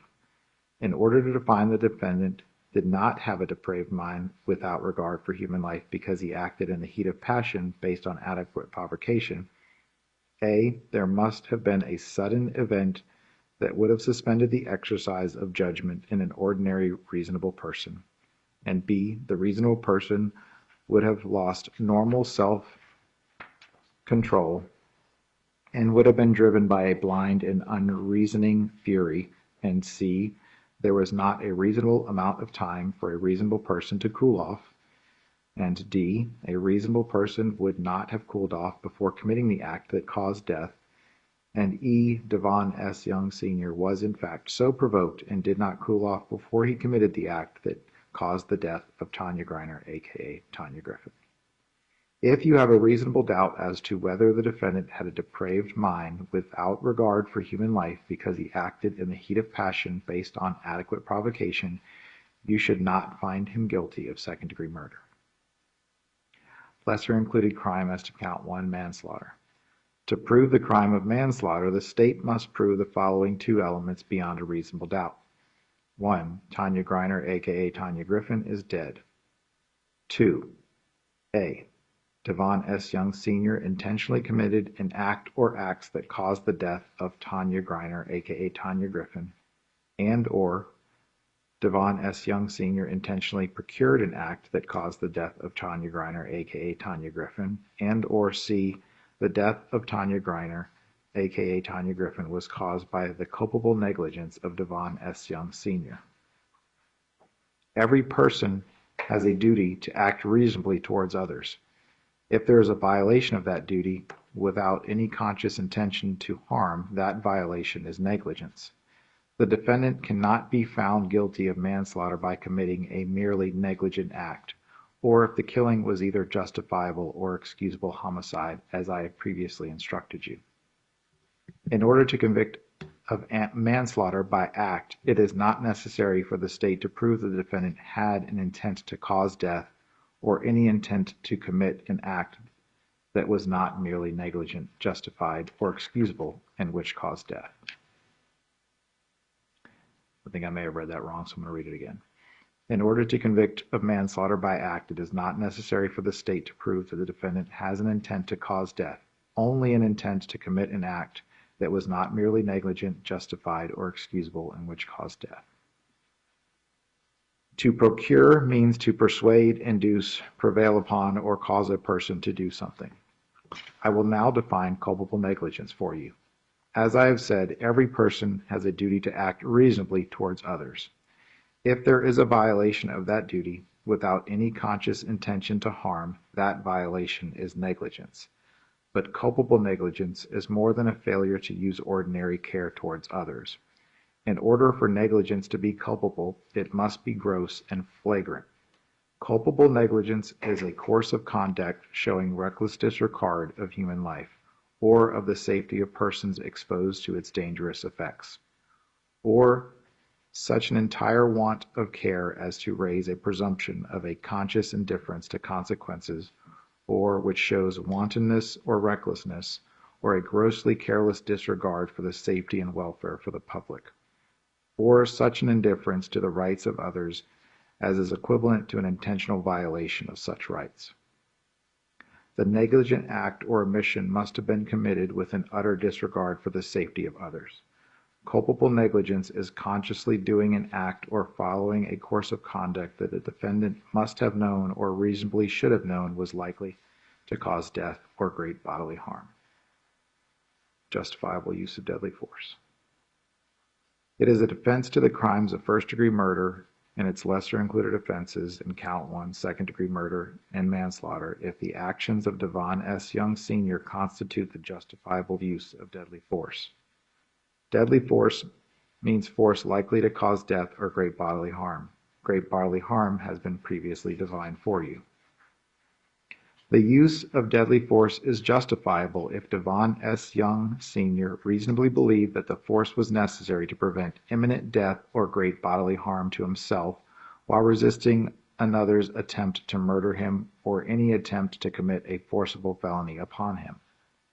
Devhon S. Young Sr. was justified in using deadly force if he reasonably believed that such force was necessary to prevent imminent danger or great bodily harm to himself or the imminent commission of a forcible felony against himself or another.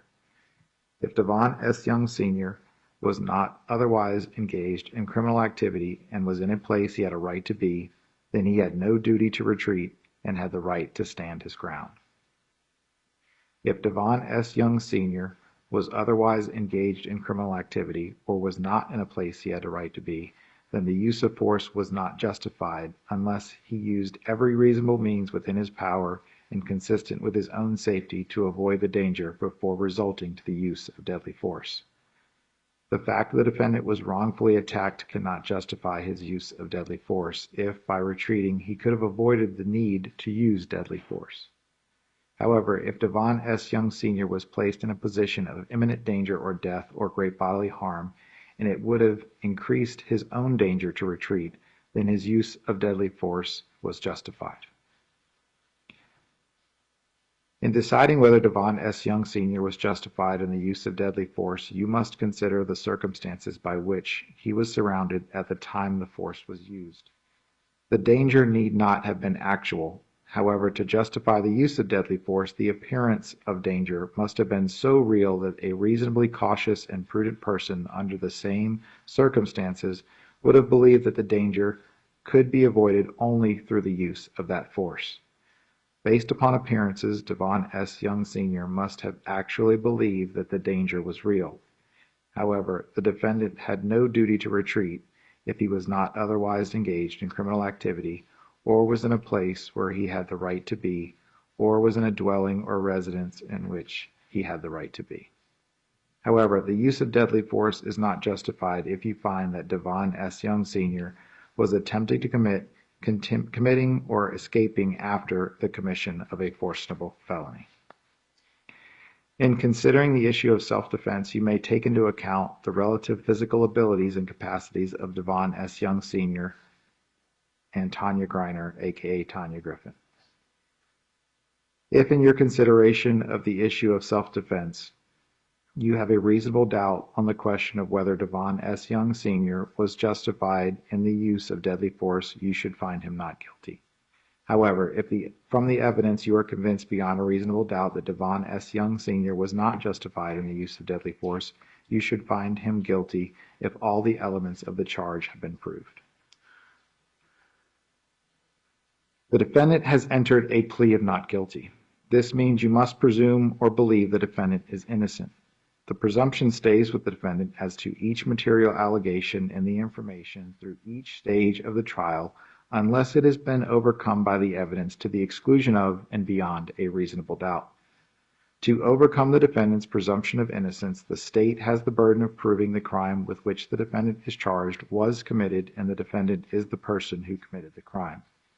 The defendant is not required to present evidence or prove anything.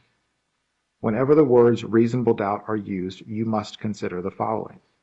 A reasonable doubt is not a mere possible doubt, a speculative, imaginary, or forced doubt. Such a doubt must not influence you to return a verdict of not guilty if you have an abiding conviction of guilt.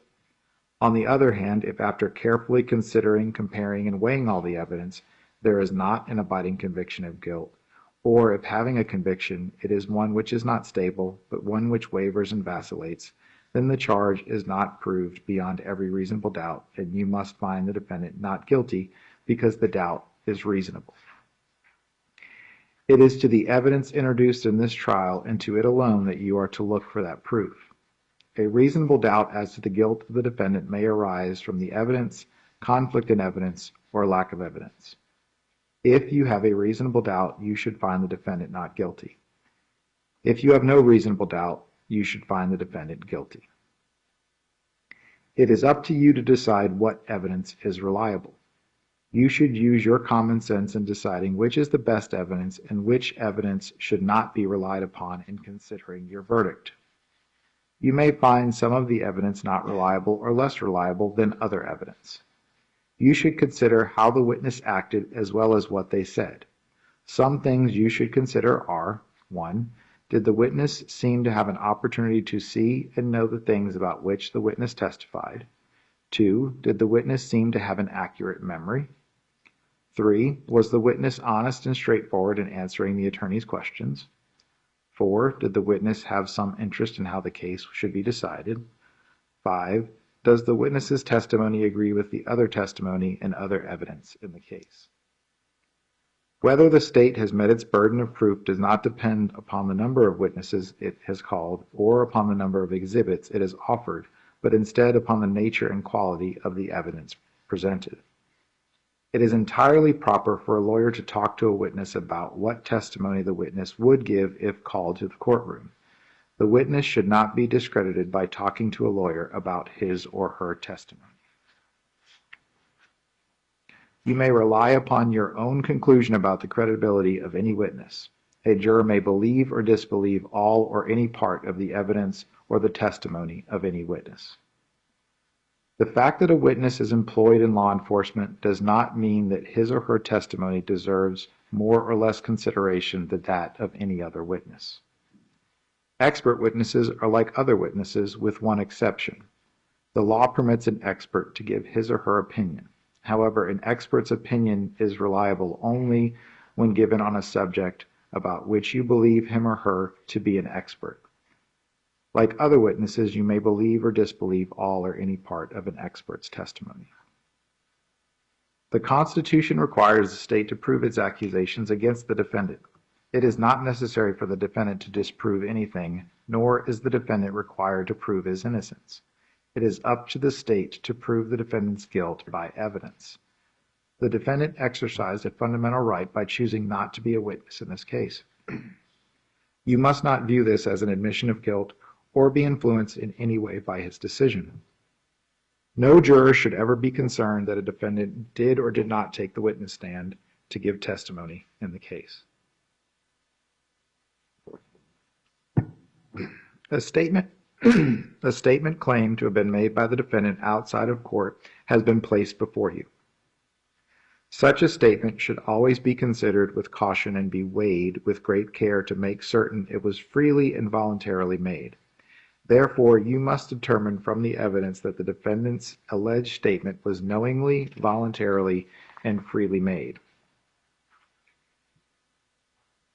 In making this determination, you should consider the totality of the circumstances, including but not limited to: 1. Whether, when the defendant made the statement, he had been threatened in order to get him to make it, and 2. Whether anyone had promised him anything in order to get him to make it. If you conclude the defendant's out-of-court statement was not freely and voluntarily made, you should disregard it. There are some general rules that apply to your discussion. You must follow these rules in order to return a lawful verdict. 1. You must follow the law as it is set out in these instructions. If you fail to follow the law, your verdict would be a miscarriage of justice. There is no reason for failing to follow the law in this case. All of us are depending on you to make a wise and legal decision in this matter. 2. This case must be decided only upon the evidence that you have heard from the testimony of the witnesses and seen in the form of exhibits and evidence in these instructions. 3. This case must not be decided for or against anyone because you feel sorry for anyone or are angry at anyone. 4. Remember, the lawyers are not on trial. Your feelings about them should not influence your decision in this case. 5. Your duty is to determine if the defendant has been proven guilty or not in accord with the law. It is the judge's job to determine a proper sentence if the defendant is found guilty. 6. Whatever guilty you render must be unanimous, that is, each juror must agree to the same verdict. 7. Your verdict should not be influenced by the feelings of prejudice, bias, or sympathy. Your verdict must be based on the evidence and on the law contained in these instructions. Deciding a verdict is exclusively your job. I cannot participate in that decision in any way. Please disregard anything I may have said or done that made you think I prefer one verdict over another.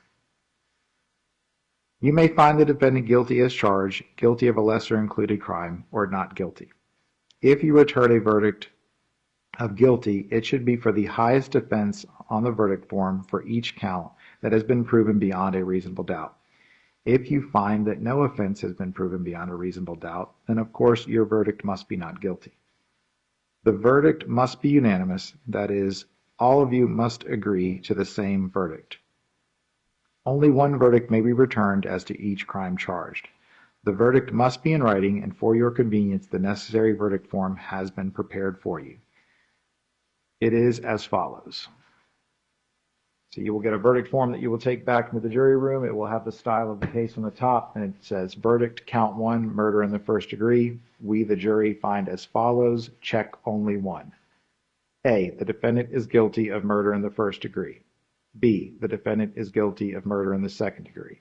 C, the defendant is guilty of manslaughter. D, the defendant is not guilty as to count 1, and it will be needed to be dated and signed by the foreperson.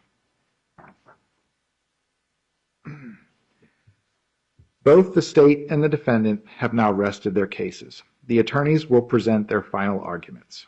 The attorneys will now present their final arguments. Please remember what the attorneys say is not evidence or your instructions on the law. However, do listen closely to their arguments. They are intended to aid you in understanding the case.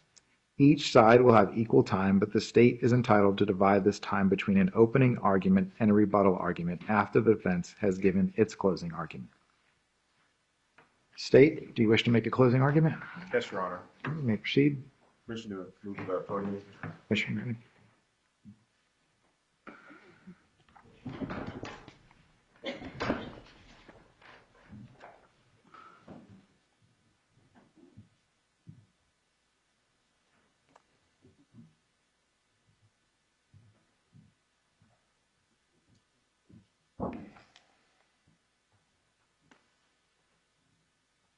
We're in the home stretch. We're near the end.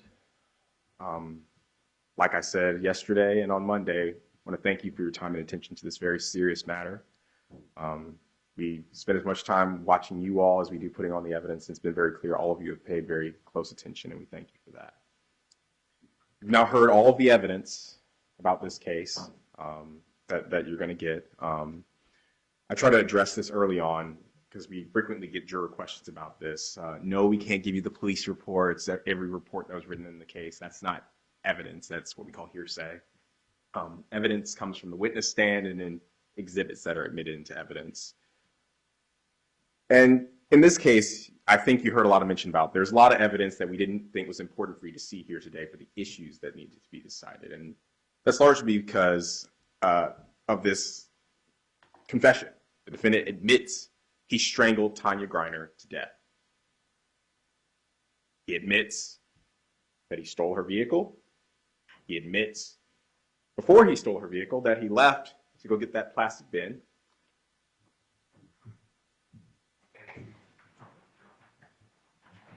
Tasted it too. Dump her in it. Steal her car and then drive out to Wiley Road. He admits all of that. But we don't just need his word for it either. We put a lot of evidence proving he did those things. You had testimony about how he had an ankle monitor on and how that ankle monitor tracked all his movements, both at the Casa Bella Inn Suites, all the way out to Wiley Road, all the way to 1417 Colorado Street. And remember, that's where Deputy Max Frazier, who you heard from, told you he spotted the victim's vehicle with that temporary New Jersey tag, got behind it, and the defendant took off, but not before cutting off his ankle monitor. Now, as we talk about closing and we talk about justifiable use of deadly force, this alleged self-defense, I want you to keep in mind something we talked a little bit about on Monday. What we talked about was important. The circumstances and what a person does being important when they allegedly are defending themselves. Because what's going to be important is what we know what the defendant did, what he freely admits he did. He destroyed evidence. He fled from law enforcement. He dumped Miss Griner in this plastic bin off a rural road in northeast Tallahassee like she was a piece of garbage. And you heard from the first witness in this case, Johnny Wilson. He first thought, oh, someone's dumped some garbage off the side of the road, that he frequently picks up garbage there.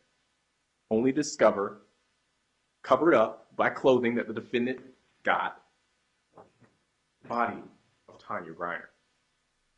Those are the things he did after allegedly defending himself. That's what he did. He destroyed evidence, fled from law enforcement, and cut off that ankle monitor to prevent being apprehended.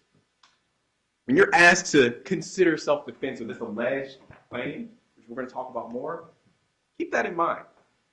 Does an innocent person need to destroy evidence, flee from law enforcement, and avoid apprehension? Why would an innocent person do that? The state would submit to you an innocent person wouldn't. A person acting in lawful self-defense wouldn't need to hide evidence from you all. Because that's what it's about, right? Destroying evidence, the whole point of destroying evidence is that so that it's not here come trial time. The toys, the pole, her cell phone. Remember, the defendant's on that interview, and you'll be able to listen to that interview as much or as little as you like. He admits he destroyed evidence. In fact, in states 19, which you'll be able to take back to the deliberation room with you, you'll see how he writes out about all these people who helped him clean the car, further destroying evidence and get rid of stuff. And on the back of the page, he says they should be charged with aiding and abetting a fugitive and accessory for helping cover up a crime. This is the defendant's own words. He's saying he committed a crime. He's saying, I committed a murder. And what do all his actions corroborate? Why dump a body and hide it in rural Tallahassee where it's unlikely to be discovered? Why cover up her body with a bunch of clothes to get it down those stairs that you saw him narrate? Ba-boom, ba-boom, down every stair to put in her car. Because you know you committed murder. You know what you've done is wrong, it's criminal, and you need to elude law enforcement. And that's exactly what he did. That's exactly what the defendant did. So what did I have to prove here today? To prove first-degree murder. Tanya Griner, aka Tonya Griffin, is dead. I don't think anybody's going to dispute that. You heard from Dr. Clark, you saw the photos. She's dead. Death was caused by the criminal act of Devhon Young Sr. I don't think that's going to be really in dispute either. There's nothing justifiable about what happened. There's nothing lawful about that. It wasn't a medical procedure. This was criminal. In element 3, there was a premeditated killing of Tanya Griner. You heard from Dr. Clark about manual strangulation. That's not like the movies. I told you we were going to hear that. And what he told you was that it takes at minimum 3 minutes to cause irreversible brain damage. Minimum 3, maybe as much as 5. That's a long time. In fact, it's so long, let's take a minute.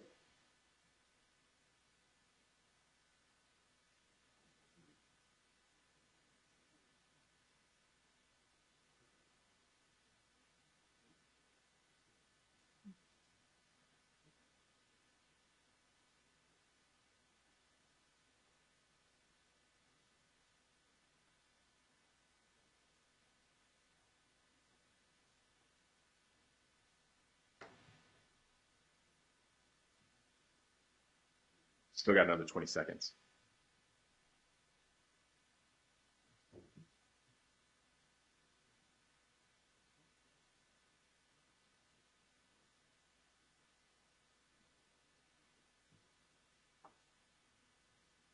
Another 10.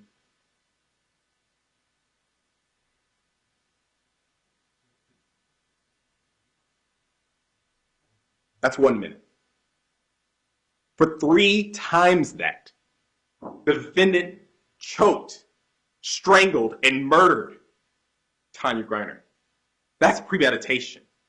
Think about that, just 1 minute. There was plenty of time to think about what you're doing, to reflect on it, and then decide to keep going. And let's remember the defendant's own words in that interview. She struggled. She was kicking. She kicked the telephone pole, or a telephone off the desk. She kicked the refrigerator. The defendant said in his own words, she was putting up a fight. She was struggling. And if you decide to want to go back and listen to that video, I'll give you the timestamp. 21 minutes. Around the 22-minute and 50-minute mark, you'll hear the defendant in his own words say, I put her down, like the Undertaker, describing how he slammed her down. This was a conscious, deliberate, brutal killing that the defendant tried to cover up. Let's not forget that. That he destroyed evidence. That he cut off his ankle monitor for. That's premeditation. He had time to reflect, to think about it, and went on with it anyway.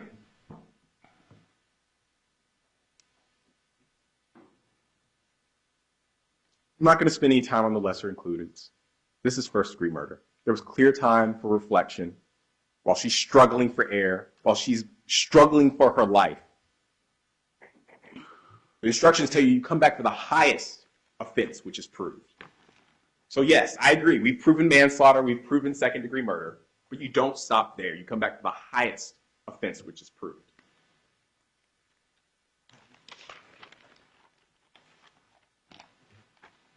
But I do want to direct you to something interesting about this alleged justifiable use of deadly force, which I'd submit to you falls apart when you look at the other evidence. So on page 10 of your instructions, something you consider when weighing evidence. Number 5. Does the witness's testimony agree with the other testimony and other evidence in the case? I'd ask you to apply that to this justifiable use of deadly force when considering the defendant's story of how he somehow John Wicked the knife from Miss Griner while also fighting off this alleged mysterious third person, which again, now we're hearing it must be a mysterious third person because, oh yeah, the state excluded the boyfriend, Mr. McCutcheon's, right? That's what Sergeant Corbett was about. Oh, no. We went and followed up with Mr. McCutcheon. Got his phone records. Yeah, he didn't leave Valdosta during all the important times. So now we just have to invent someone. That's what the defense is asking you to do. To invent this third person based solely on the word of someone who destroys evidence, based on someone who cuts off their ankle monitor. Believe them, they're credible. Even though they destroy evidence. Even though they will lie, I would submit that's what destroying evidence is. Things that might make them look bad. Things that might make them look guilty. Destroy it. And again, State's Exhibit 19, in his own words, he sought out people to help him clean the vehicle to hide evidence. He talks about getting rid of prints. He wasn't fully successful because we heard from Felicia Bowen. He got one print off the rear driver's side door of his. I believe it was one of his middle fingers. We also know his DNA was inside Miss Griner.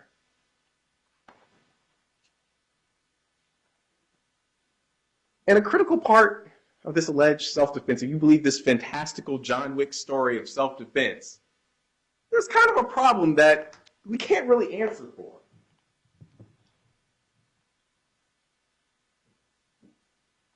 The hotel room key. And see, when you're lying, the details catch you up. He needs you to believe that somehow Miss Griner was able to get this key to some mysterious third person. And remember, in his own words, there's only one key. They're not two floating around. Only one key. This mysterious third person has to have it because he and Miss Griner are in the hotel room, and as you saw in the photos from Detective Smith, it's one of those touch proximity locks. You have to have the key to tap to get in and gain access to the room. So, if a mysterious third person runs off as the defendant would have you believe, presumably taking the key with them, he doesn't say anything about the key being dropped. There's no evidence of that. Why is this recovered in the Ford Silver Edge on October 25th when he cuts off his ankle monitor and flees the scene? Also, when we go to get the bin to dispose of Miss Griner's body, how do you get back in the room? Whoops. Story's not adding up. Details are getting us caught up. When I brought up the detail about the stripper pole and watching Miss Griner bring it down the stairs, well, then we need to ask Detective Howard, look, isn't it possible she brought it back maybe because our stories aren't adding up? Because details are catching this fantastical story up? That's absolutely what was happening. Just invent it. Just pretend, speculate, isn't it possible that she brought the stripper pole back? Because, whoops, the evidence doesn't support that. So we have to invent something. No evidence that this key was dropped at any point. The defendant never says that. How does he get back in the hotel room? I'd submit to you the only reasonable explanation is because this self-defense never happened. This attempted robbery never occurred. And remember, we didn't have to prove about what dispute happened that led to the defendant brutally strangling Ms. Griner. We don't know if there was a dispute about money. But we can refute this robbery story with the details, with the evidence we actually have. Because there's no explanation when you say there's only one key. How do you get back into the room? Why is it in the Ford 2 days later when the only person who's had the Ford is the defendant, when he's joyriding to Panama City on the 24th, and then comes back to Tallahassee on the 25th and then flees law enforcement? Whoops. Details matter.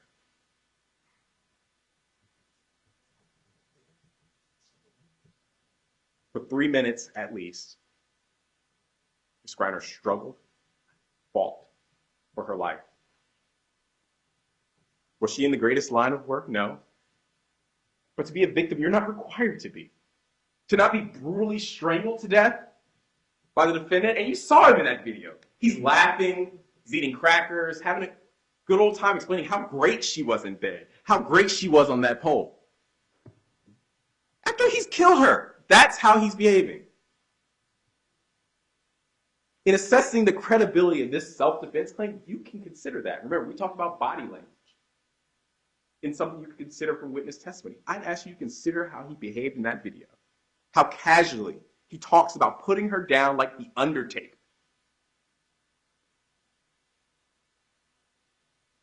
You saw the photos. I think Mr. Collins himself even said she's a petite woman. Didn't pose much of a physical threat.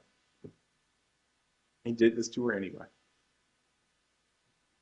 Even if you're inclined to entertain this self-defense claim, remember what the defendant said as well. The other guy, this third mysterious guy that we know can't be Mr. McCutcheon, so invent somebody else, ran off. He allegedly stabbed him, no blood evidence. Another problem. Got to invent something, oh, it's soaking through the shirt, so maybe it doesn't land anywhere, even in the walkways.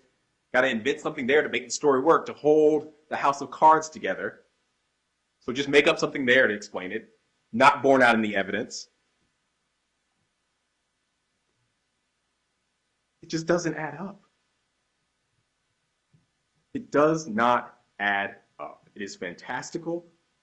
It is contradicted by evidence. And also remember, if he runs off, why continue choking her? Fights happen quickly. There was no talk about a long struggle. He says he stabbed the person, they ran off. So why keep choking her? Remember, 3 minutes he would have had been doing this. You saw how long a minute was. Someone choking, struggling, kicking. 3 minutes of that. Why not stop? He's allegedly, if you believe him, disarmed her from the knife.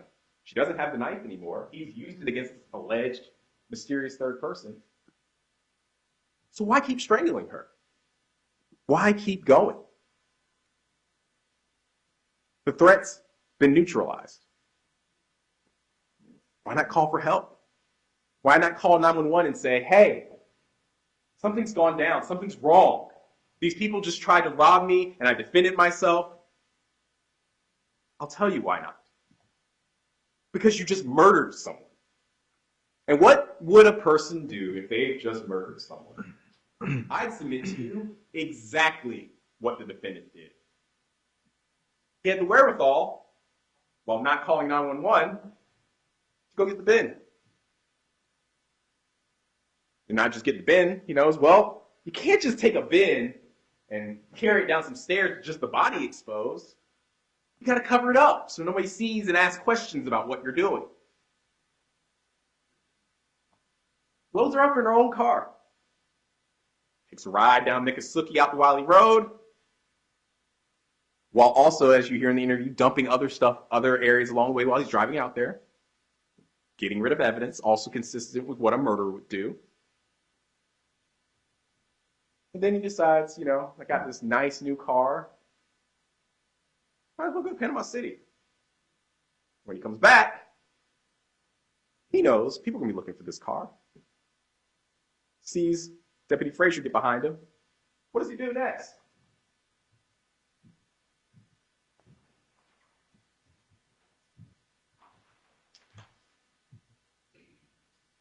Decides to cut off his ankle monitor. Exactly what we'd expect a murderer to do.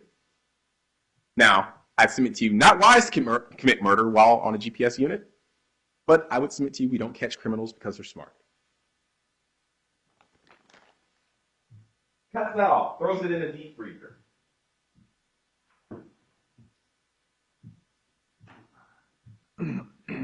Does he turn himself in? Does he say, hey, this is what happened this night? It's been a big misunderstanding when this alleged robbery happened to me? No. In fact, stage 19 again. He writes in his own words, you're going to be able to take this back with you.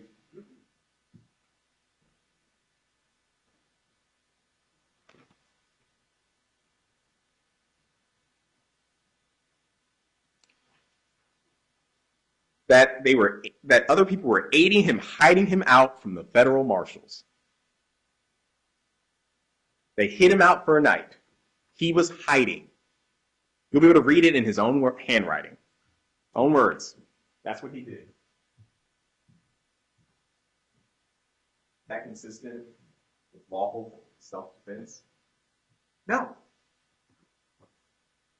No. He's doing all of that because he is conscious that he is guilty. He's destroying evidence. He's hiding. I think there's a reason why we all know he didn't put her body in a heavily populated area. Didn't want it to be found. She's a sex worker. She's garbage, right? That's his opinion. He's used her. She's rendered services. Might as well toss her. That's what he wanted to do. The defendant wanted. He didn't think you all would care. 37-year-old sex worker brings stripper poles, meet her clients. She belongs in the bin, right? That's what he thought. Who'd care?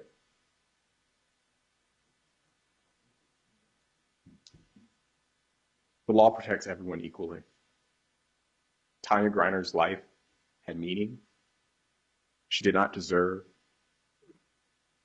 what the defendant did to her. 3 minutes of what must have been abject terror. Kicking, fighting, struggling against the defendant, who, as Mr. Collins acknowledged, is quite built, quite imposing. And he, as he said, wrapped his left hand around her throat and strangled and slammed her. You heard Dr. Clark talk about the blunt force trauma that was present. That's what he did. And he comes up with this fantastical story of a robbery that there is not one iota of evidence to point to that supports it. Remember that. Besides the defendant's word, is there any evidence that points to anyone else being involved? Because remember, one of the first pieces of evidence we put in through Detective Howard was a convenience store video of Miss Griner at the Circle K close by that Casa Bella. And you can see her reaching into the passenger seat, which eliminates someone else being in the car unless you're inclined to believe another person was hiding out in the back seat for some reason on the ride from Valdosta to Tallahassee. There's not one piece of evidence that points to someone else being involved. But there is evidence that suggests the defendant is lying. I would suggest his actions, as I've said before, destroying evidence, hiding from law enforcement, also consistent with, I know I've committed a murder and I need to cover it up. When I get back up here, I'm going to ask for you to simply do a serious job, the job you agreed to do, which is to match the facts with the laws the judge has given to you. I'm going to ask you to find the defendant guilty for what he did, to find him guilty of first-degree premeditated murder. Thank you.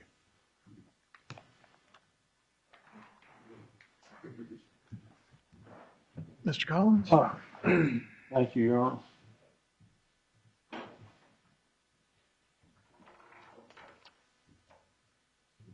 Good morning, ladies and gentlemen.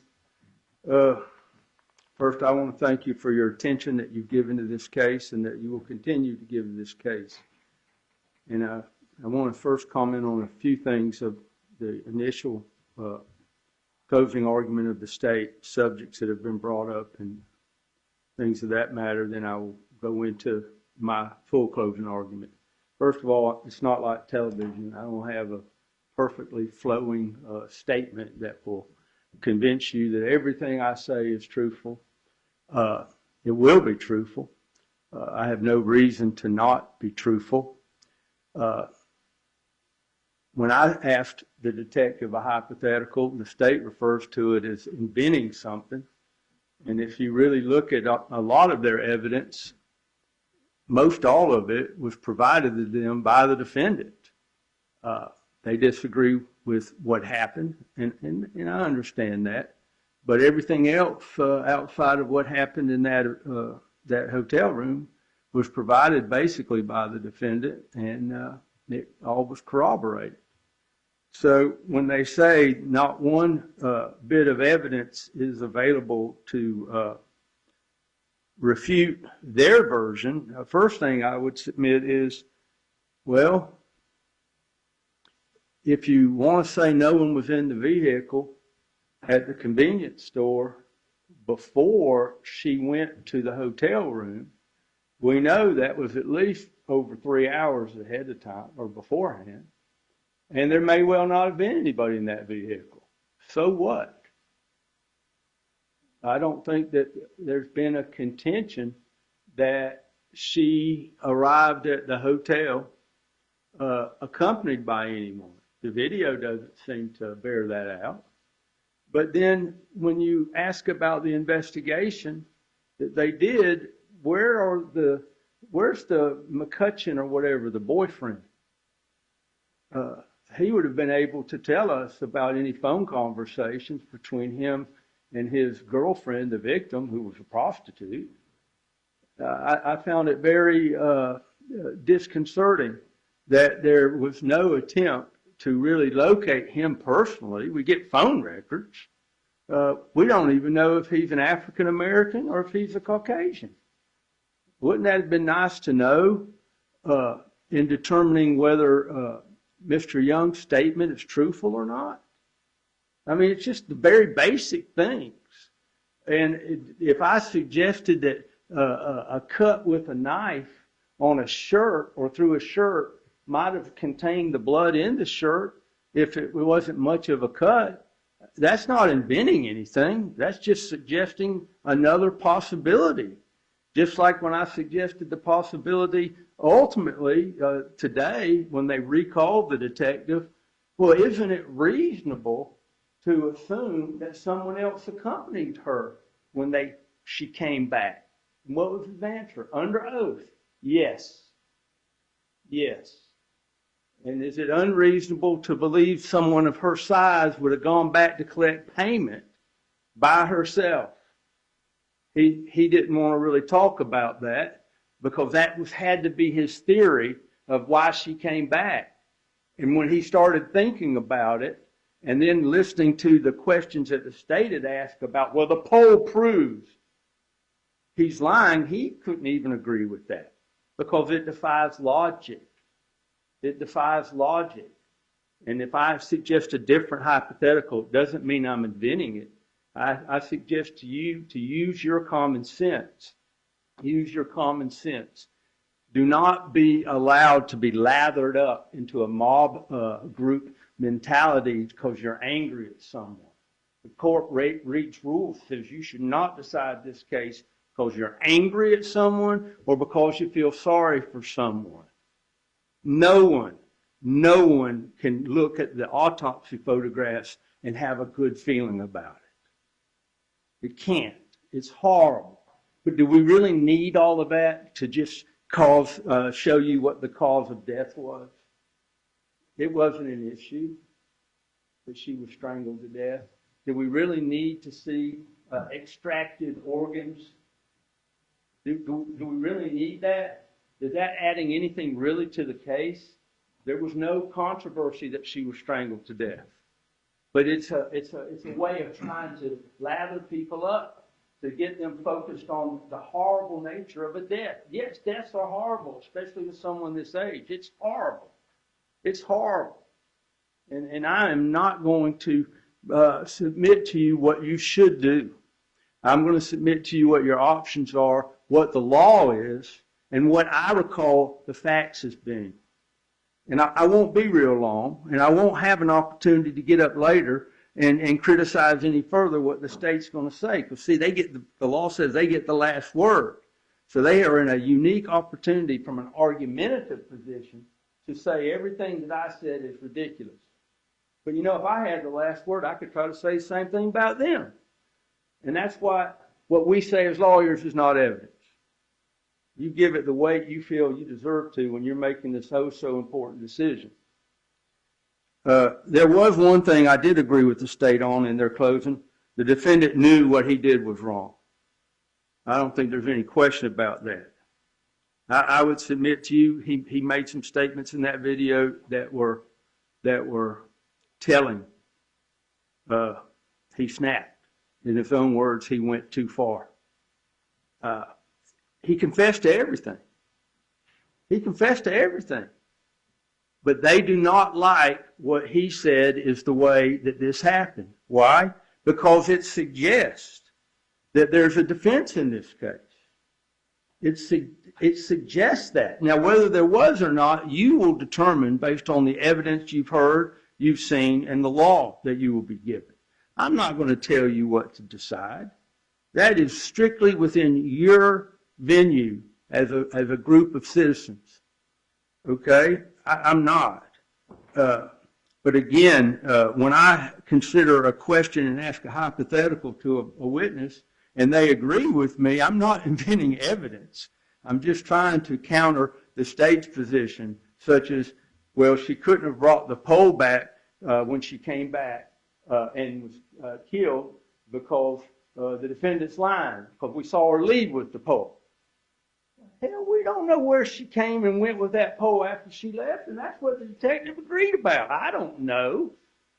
And is it unreasonable to suggest that if she was coming back to get money, that the best way to do it would be bring the pole back, say, I'm going to give you another free dance if you'll pay me, and distract him while someone's coming in? Now, that is a hypothetical. That is speculative. But everything that they're saying is too. And they're trying to counter what my client said with circumstantial evidence that he provided. He provided it all. And they did little, if anything, in terms of investigation to either corroborate or not the presence of a third person that we just had under oath from their lead detective was reasonable to assume came back with her. I didn't make that up. He had to answer that way because as a trained law enforcement officer, he realized that that was just as much of a conclusion that could be reached from the circumstantial evidence as what the state is projecting. See, so many times nobody questions the law enforcement. Nobody questions the state. Nobody sticks up for people who are accused of crimes. Now, I am not saying my client is someone who should not meet justice.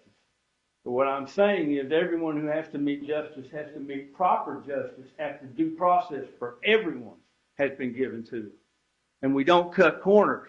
And we don't just one size fit all everybody. That's not justice. You should have had more evidence in this case to make these important decisions.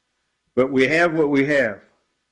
This key argument that they make, that's the biggest red herring I ever seen in my life. Think about it for a minute. Let's assume my client said he had one key. I think if you watch the entire video, he mentions keys at one time. He'll say one key at one time. He's all over the place. He's all over the place because he's probably not being completely true about things. He's being nervous. He's trying to evade responsibility. All of those things I would submit to you are contained within that statement. But so many of them were corroborated. And to use this key argument as circumstantial evidence that no one else could have been involved, or that he couldn't have taken the body out and gone back in the room without ever having another key, it really it belies common sense. First of all, the fact that the key is found in her vehicle, what is so unusual about that? She could have slipped the key out while she was there in 2 hours, took it in her car, went and picked up the other dude. I mean, these are just speculations, yes, but they're just as supported by the evidence of what they're trying to say. Left the key in there. When they came back, they used the key to get back in, or she knocked on the door. We don't know. And then if he didn't have the key, he could. Have you ever been in a hotel room before without a key and you leave it? You put the lock over in it so it won't close. Now, I'm not saying that's what happened, but they don't know that didn't happen either.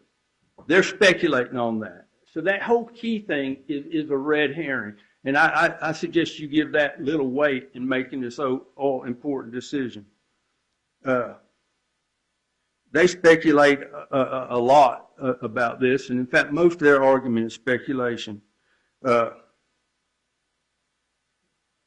Yeah, details matter, but a reasonable non-emotional analysis is required, not one that you get all hot and bothered about because you want to suggest the horrible nature of a death. It's horrible enough, but when you decide who's responsible and how they're responsible for it, I hope you're not guided by emotion. I hope you're guided by what the facts are and what the law is, not somebody that tries to get you to make a decision in some emotional state. I mean, you want me to pick up that thing and drop it on the floor real hard? What does that prove? It's designed to get your emotions. Be on my side, because if you go on any other way, you can't be doing justice.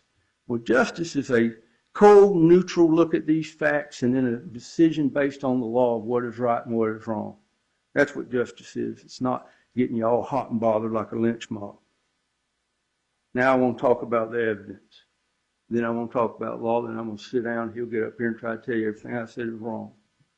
And I'm going to shoot it to you straight. Video evidence shows the victim arriving at the hotel around 10:15 p.m. and leaving almost 2 hours later. She looks exactly the way she left as when she arrived. Now, let's leave it at that. If she had left and not come back, will we even be here? Will we even be here? And I'm going to tell you why that's important, because we're going to get into the reason why this was not a premeditated. She came back. And all we can do is speculate, except for what the defendant said. See? She came back. The only thing that we now know exactly what happened is what the defendant says, and the evidence that they collected, and the evidence they didn't collect. That's the analysis. She came back. Their theory is she came back to get paid. Their theory is she came back alone to get paid and to go into that room and subject herself already to someone, if their theory is correct, said, I'm not paying you, if their theory is correct. If you look at all the evidence, the defendant said he did pay her. When she left, she did not have the demeanor on that video of somebody who was upset. Why'd she come back?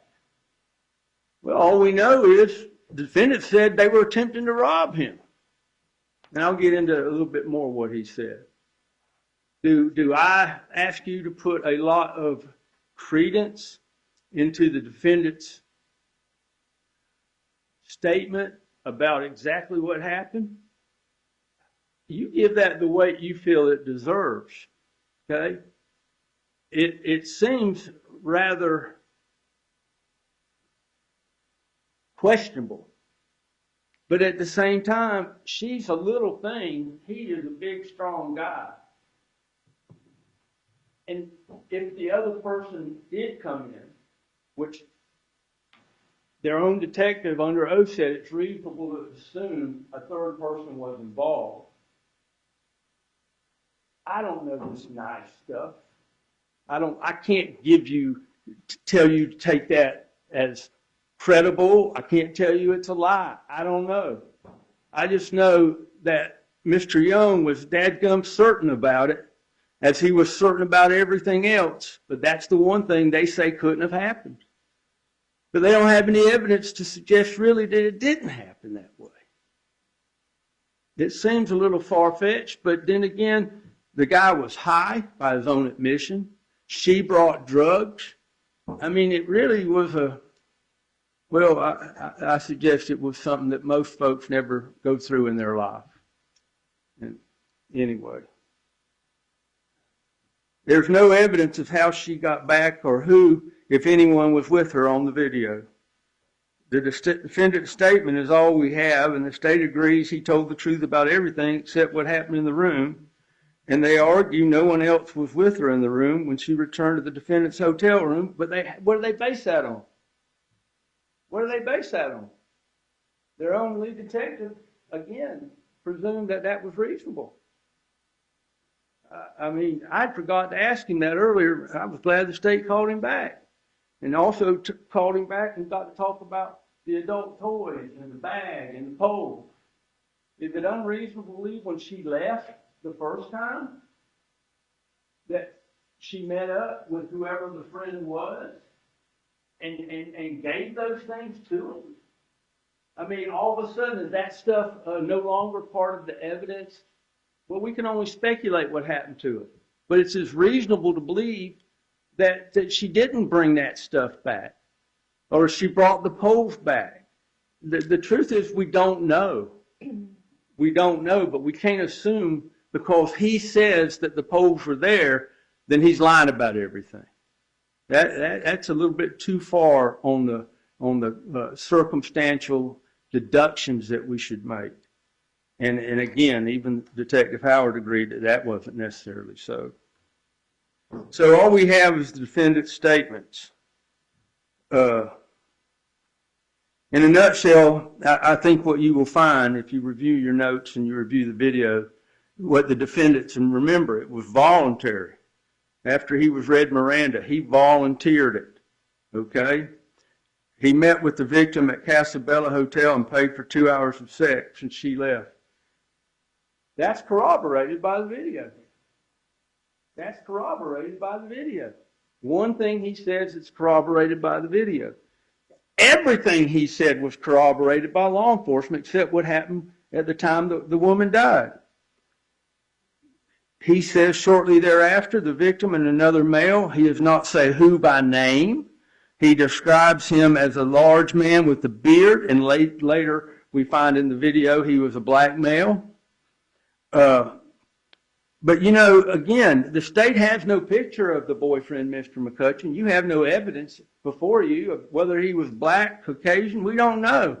So if they're going to give you a proposition that the person that my client might have nicked, stabbed, or whatever he did with the knife, you can't conclude that didn't happen because McCutcheon was viewed and nothing was shown that he was stabbed, because we don't even know what McCutcheon looks like. We don't even know who he is. We don't even know if that was the person that was on the videos. Okay? And they while they didn't have the phone, they had the social media, they told you that. And they had to admit that there were other people on that video, other males. So this argument about, well, since McCutcheon wasn't stabbed, the boyfriend, well, hell, why not we bring McCutcheon in here? The government's got all kinds of power. We just got what we got, though, was the phone records to prove he wasn't there. And they can say all they want. When you're out doing good, you got half the brain, you turn your phone off. You don't bring it. Anyway, phone records don't prove where a person is. Just proves where a phone is. Use your common sense.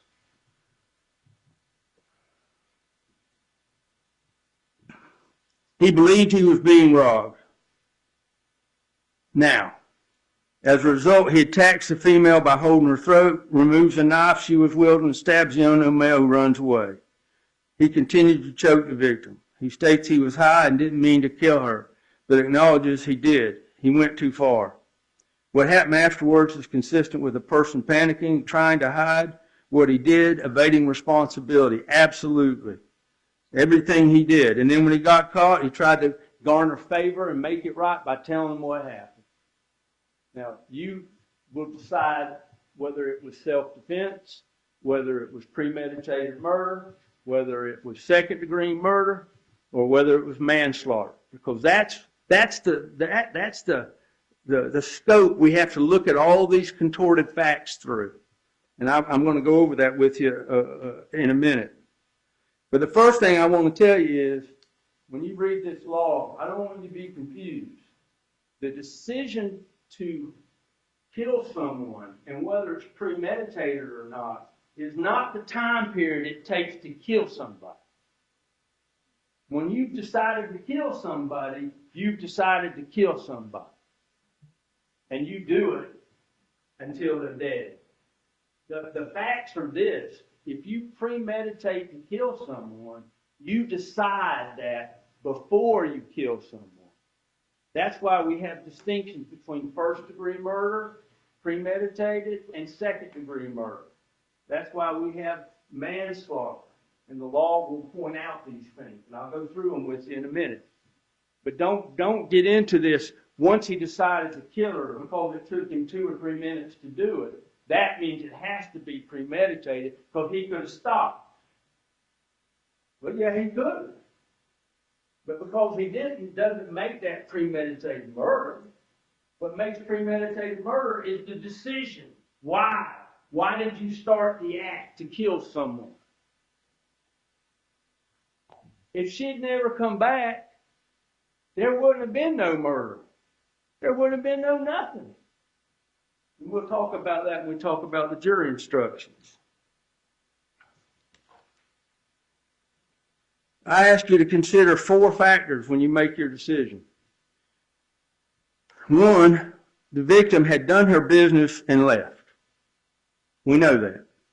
And when she left, she didn't appear upset. We assume when she left, she had her car keys and had access to her car, or she wouldn't have left. Why did she come back? Second thing, why? Was it to get money? Was it to commit a robbery? Was she alone or not? We don't know for sure.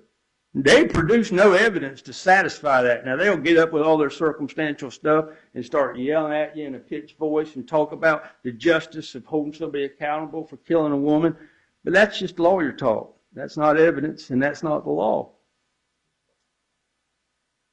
Is there any evidence that they put forward that my client knew she was even coming back? No, there's not. There's not. So if he didn't, if there's no evidence that he knew she was coming back, I ask you to consider what happened next. Who did what and why? What caused the defendant to strangle her? Those 4 things. She had done her business and left. Why did she come back? Was she alone or not? Any evidence the defendant knew she was coming back? And what caused the defendant to strangle her? To determine all of these factors, we have is really the defendant's statement and the surveillance video, and then the evidence that he led them to. Every bit of it. Remember, he told them where the ankle monitor was, and that's another factor that indicates even further the panic, the mental state of my client. Who in the hell commits a crime like this wearing an ankle monitor if you're in the right frame of mind?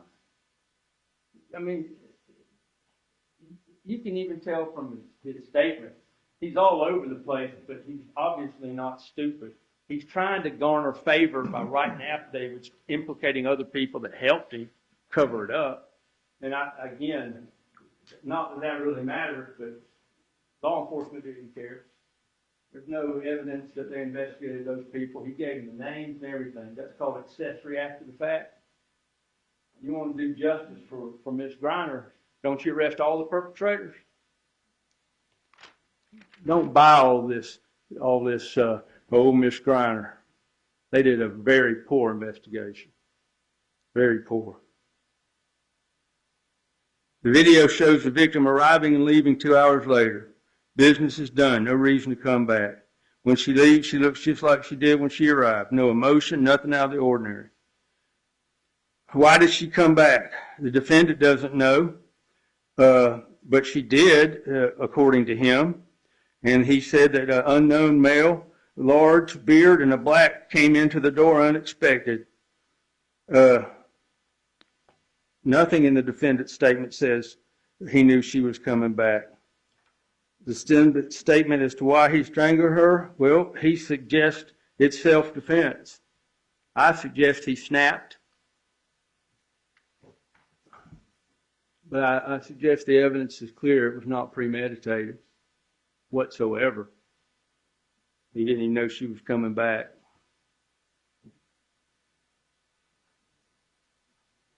The state has shown the defendant's statement was truthful in almost all regards, but they do not accept his statement of what happened. Listen, he admitted he killed her. Now, the true question becomes, in my opinion, forget premeditated murder. We'll get into the jury instructions in a minute, but forget it. It does not apply. Second-degree murder may apply.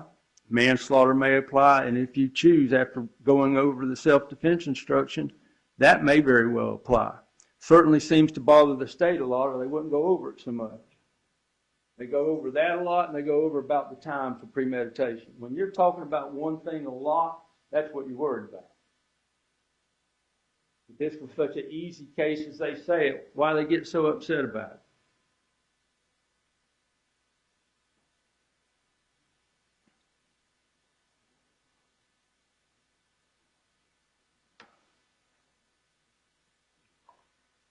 Let's look at the law. I ask you to look at page 3 and 4. You can either do it now or later about premeditated first-degree murder and what is required under the law based on the evidence. Killing with premeditation is killing after consciously deciding to do so. It doesn't say how you kill. It says killing. If you're strangling somebody to death, you're killing them, okay? But you have to have premeditation, okay?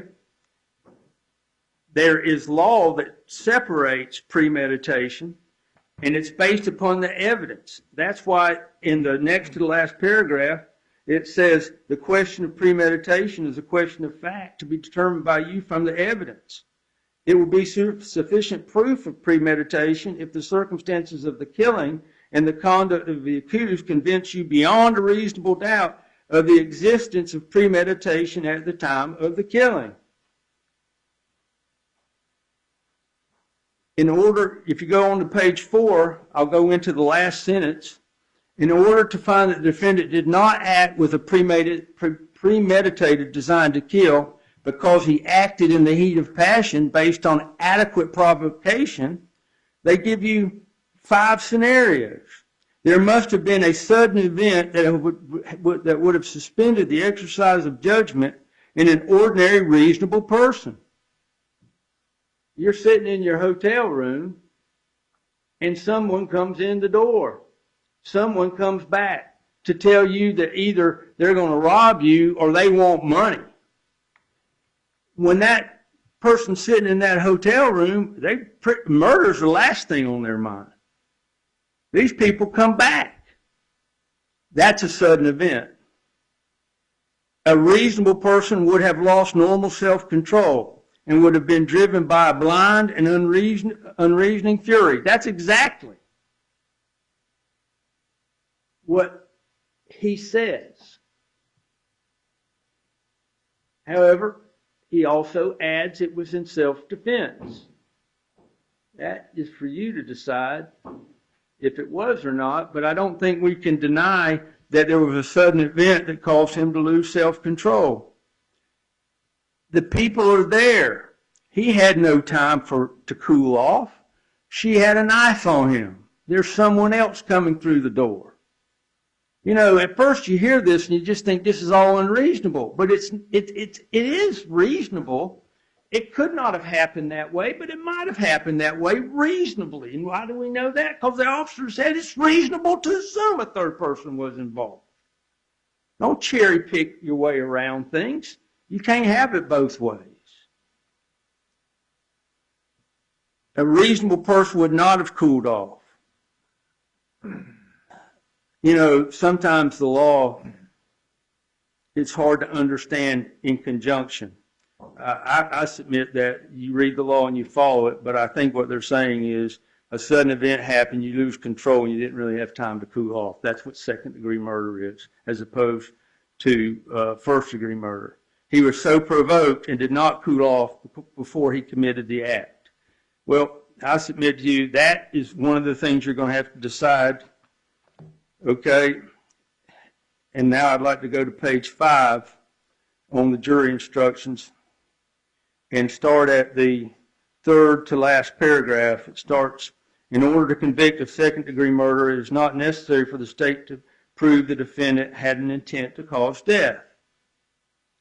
An issue in this case is whether Devhon Young did not have a depraved mind without regard for human life because he acted in the heat of passion based on adequate provocation. I don't think there's really anyone that could argue that that didn't happen.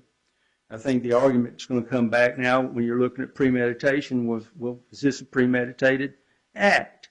I submit to you it wasn't, because of the sudden event of them returning to his room. He'd probably laid there in bed watching TV getting high, but they came back.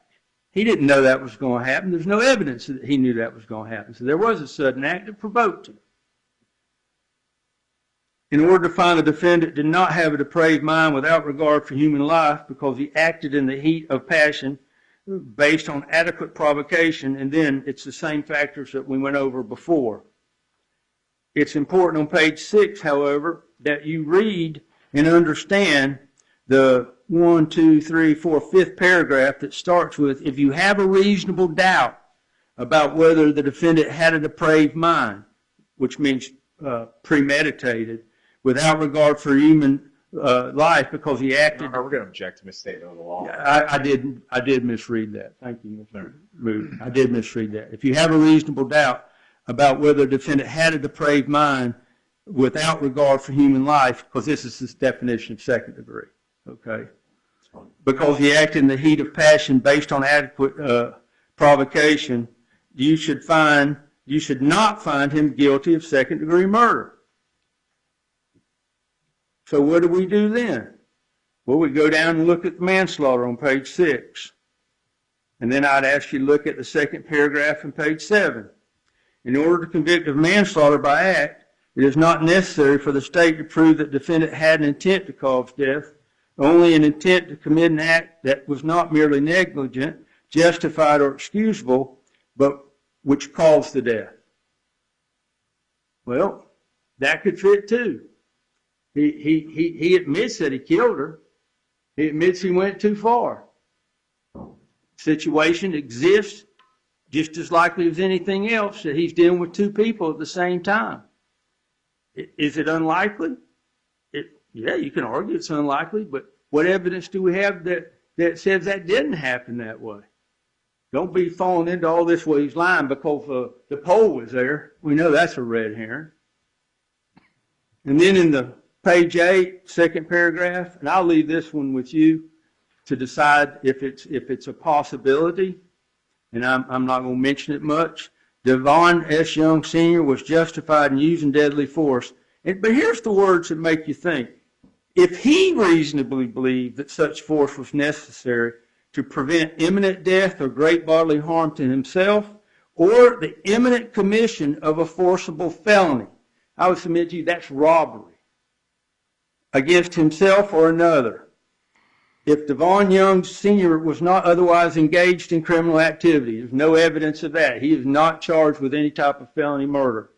And was in a place he had a right to be. He did have a right to be. That was his room. Then he had no duty to retreat and had the right to stand his ground. I'm reading that law to you because that law is something you can consider in this case. If you don't want to consider it, that's your right. But you have to consider all of these things to do your job properly. That doesn't mean you have to accept any of them. You don't have to accept what I say. You certainly don't have to accept what the state says. But I'm just asking you to consider it.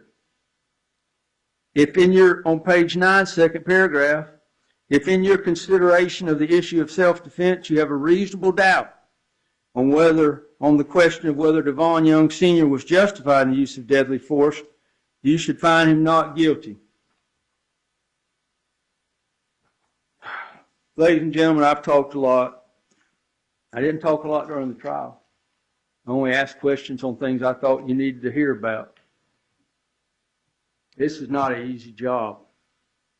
It's real easy to fall into a group think of let's be the hanger, let's be the executioner. This is a difficult case. If you follow the law, remember the reasonable doubt instruction, not fanciful doubt, not forced doubt. You consider the state's arguments of speculation that they want you to assume. You compare them with my issues or hypotheses also. I don't see how you can't have reasonable doubts on most of these issues. Devhon Young, Miss Griner, not Devhon Young, Sean Young, Miss Griner are both folks that live in a different world than most of us and lived in a lifestyle that is tragic in itself. Not only does Miss Griner deserve a fair investigation, Mr. Young deserves a fair trial. He needs to have the justice that you all feel is necessary based upon the law and the evidence that was produced, not the evidence that wasn't. Thank you very much. Mr. Mood?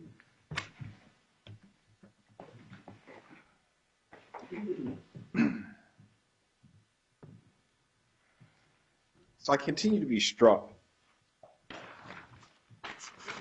by the invention of fact about this third person. There is no evidence, none, that this person exists other than the defendant's word, who Mr. Collins admits wasn't always truthful. He admits his client was not always truthful in that interview, but believe him about this.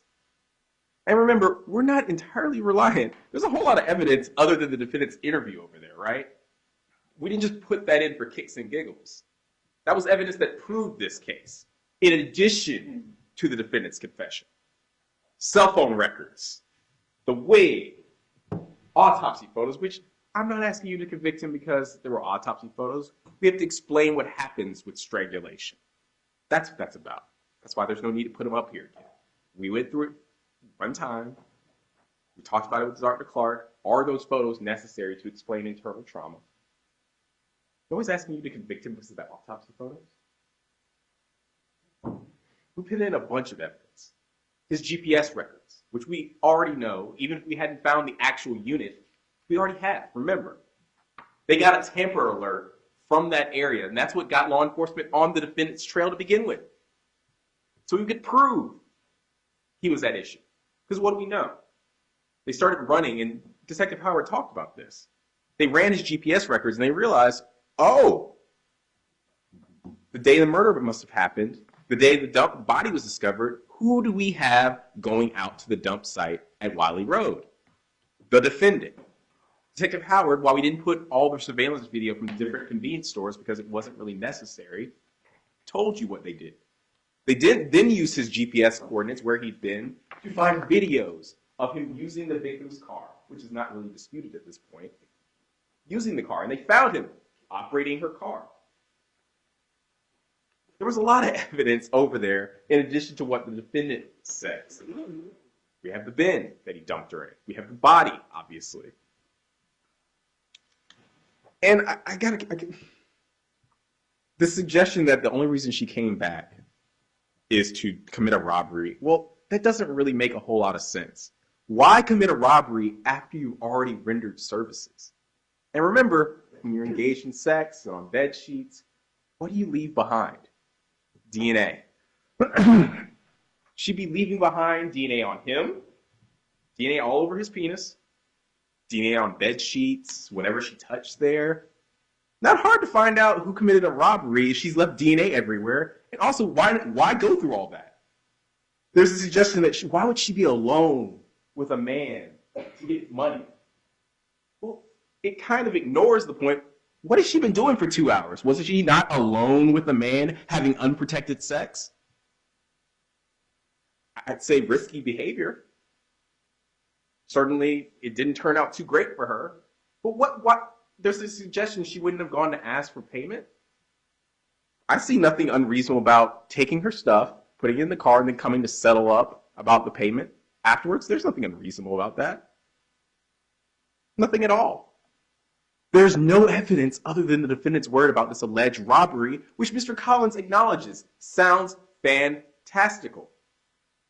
And I'll issue the challenge. Ask to watch the video again or watch it back there. You won't hear him say multiple keys ever. All you will ever hear him say is there is one key. They need you to believe more than one key because whole robbery falls apart without that key. Oh, maybe he latched the door, right?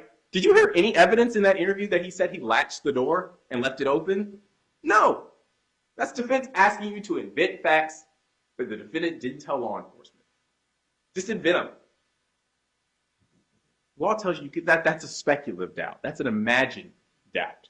Those are not reasonable doubts. That's not what the defendant said. He said they had my one key and then forgot, whoops, I left the hotel room to go get the plastic bin. Whoops, it's found in the silver Ford Edge I've been operating, the defendant's been operating for the last 2 days until the 25th. It's in there because he had it. Remember, he's the one driving the car. He has the keys. There's no evidence of another person. And something important that rely on your own collective memory, but I got testimony about this through Detective Howard.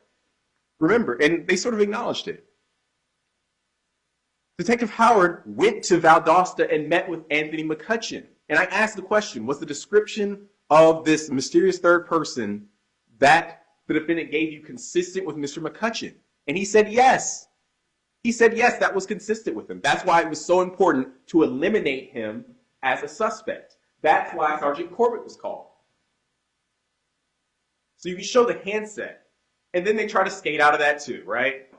Oh, well, you can't convince me that it wasn't powered down or he just didn't come without the phone. Yeah, evidence is tough to get around. Facts are inconvenient for your client. So just, toss them out. If they're not convenient, toss them out. No blood, just make something up. Oh, maybe it's soaked in the shirt. Just make whatever up because that's the only way out. And ladies and gentlemen, let me be clear. Nothing you're being asked to do here is easy. This is a hard job you're being asked to do. So if I've said anything or suggested in any way that this is easy, please take that as a mistake on my part, because this is not. It's a hard thing we ask jurors to do, to come and serve and listen to hard facts about hard cases. There's nothing easy about it. Much like there was nothing easy about what the defendant did to Miss Griner. And I take issue with this whole premeditation argument. Remember, we talked about it in jury selection. It is not a plot. 3 minutes is a long time, and I get it. It's kind of inescapable because there's the acknowledgement, oh yeah, the person ran off, if you believe this story, which I submit you should throw out wholesale. And you can throw out wholesale because there's no evidence at all besides the defendant's word, who defense acknowledges not the most trustworthy, to support it, right? Is there any evidence? There isn't. But premeditation, let's think about that. The person runs off. If you accept this fantastical theory, he's now successfully disarmed Miss Griner with the knife, got that, holding her, stabs him, he runs off. And he decides to keep going. Remember, he's talking about what she's doing, right? Kicking, trying to get away, struggling for life. And he keeps going. And remember what Dr. Clark told us. It's very likely she passed out at some point. And he decides to keep going. It's not like the movies. When they pass out, that's not just the end of it. You have to keep going with manual strangulation. And that's what the defendant did. I didn't hear a whole lot about what the defendant did afterwards, right? We talk about the evidence we don't have and not having the toys, not having the pole. Why don't we have those things? Not that they would really tell us a whole lot, right? We know a pole was there. We saw it on video. Okay, toys were there, big whoop. I don't know what value they would have. But the defendant sure didn't want y'all to see it. He made sure to get rid of all of that. When law enforcement was getting behind him, what did he do? He ran. He ran.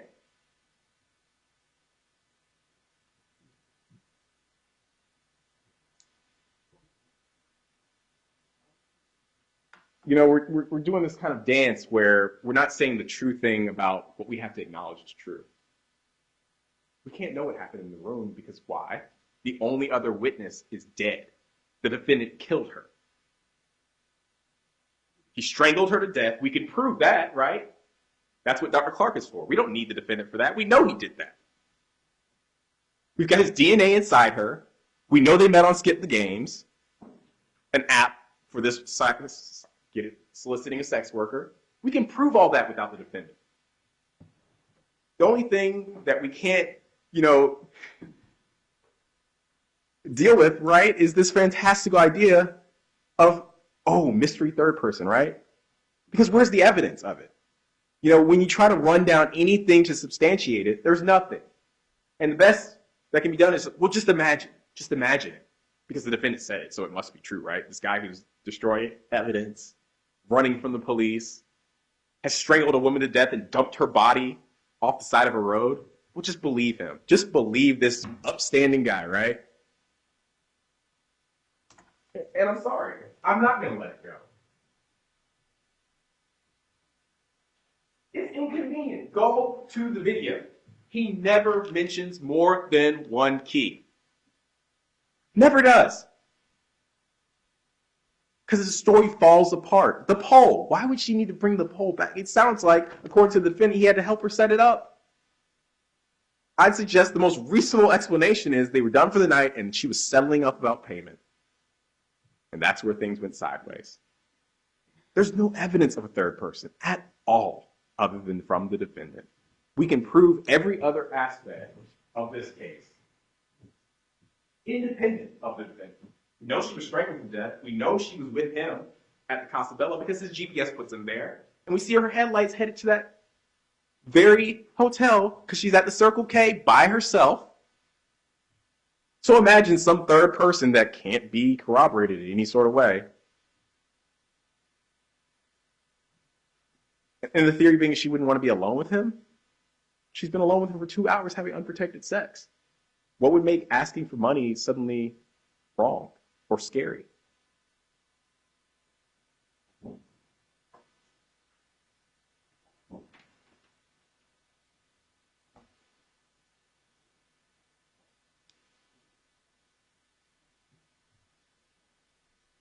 Mr. Collins said he wasn't being entirely true about everything. Well,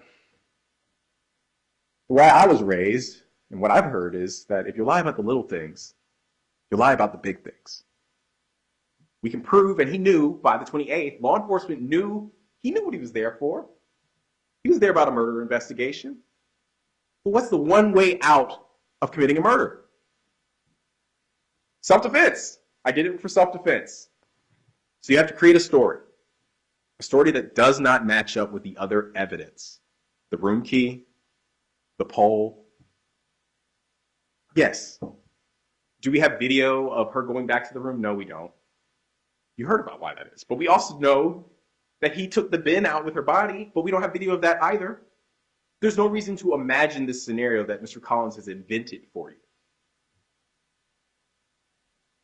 You have no evidence of a third person, but you do have evidence that contradicts the story the defendant told law enforcement, both in the key and the pole. Remember, what don't we have in the story the defendant told? He never mentions of, we took the pole down and then she brought it back. Does he say that? No.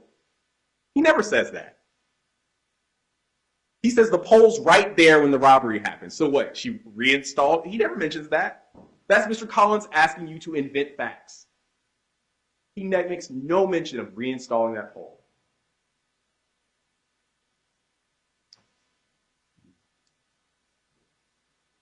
And again, this fantastical story about somehow she got the room key from him and got it to someone else.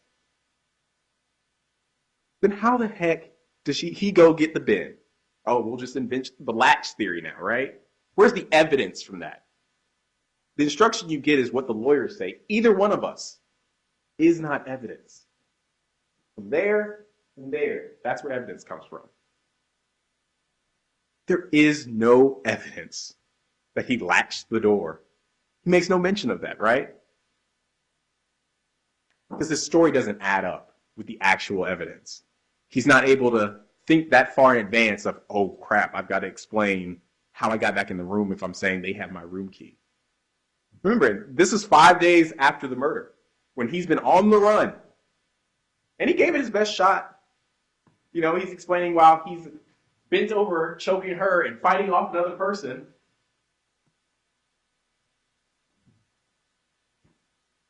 It's outlandish in and of itself, but then it's contradicted by other evidence.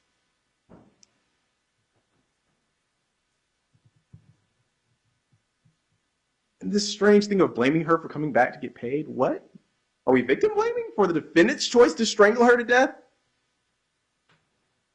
Yeah, we may not think it's the best profession to be a sex worker, but it's her fault for wanting to be paid for services rendered?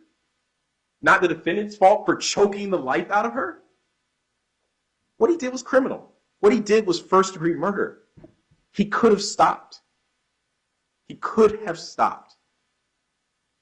He had at least 3 minutes. You saw how long a minute was. And you have to multiply that times 3. And then add in a person kicking, struggling, trying to survive. And keep in mind, the defendant is so much larger than her. He's already disarmed her. The other person has run off. Where's the threat? That also gets rid of justifiable use of deadly force. You don't get to keep going just because something happened. You have a duty to stop once the threat's neutralized. You have to be, the instructions, let's go to it, because it's in there, and I think it's really important that we talk about this. When we're talking about justifiable use of deadly force, it has to be to prevent imminent death or great bodily harm, or to resist the robbery attempt, right? The robbery's over. He's disarmed her. The other person's run off. Where's the threat? She has no weapon. She's petite. He's really large. He's obviously got control of her. He strangles her to death. He's obviously demonstrated he can restrain her. Where's the threat? You don't just get carte blanche to do whatever you want with her. If, and this is important, that's if you believe this fantastical story of justifiable use of deadly force. That's only if. And I would submit you should not, because the evidence doesn't match up. So why keep going? Again, there's no good answer for it other than he intended to kill her and made a decision he was going to kill her because he was angry. And that's if you accept this universe where this was an actual alleged robbery.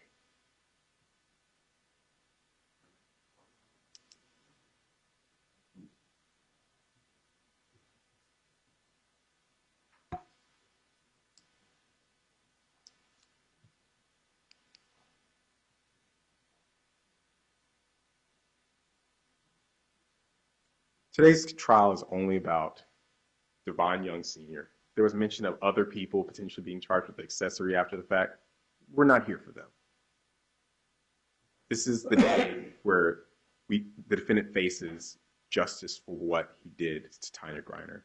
If there are going to be other people charged later down the line, that's for another jury to decide later on.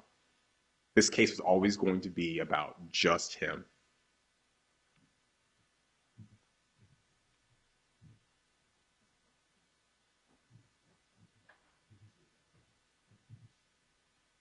He admits freely, and take a hard look at it, it's towards the bottom of the back page, that people were helping him cover up a crime. He knew. He didn't say self-defense.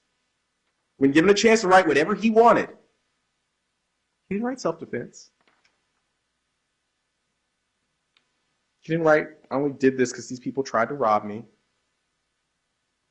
What he writes is, people helped him wipe down the car, that they hid him out from the marshals so they couldn't be apprehended. That's what he wrote. People were aiding and abetting him. Cover up a crime. This was Tanya Griner. Was she imperfect? Perhaps.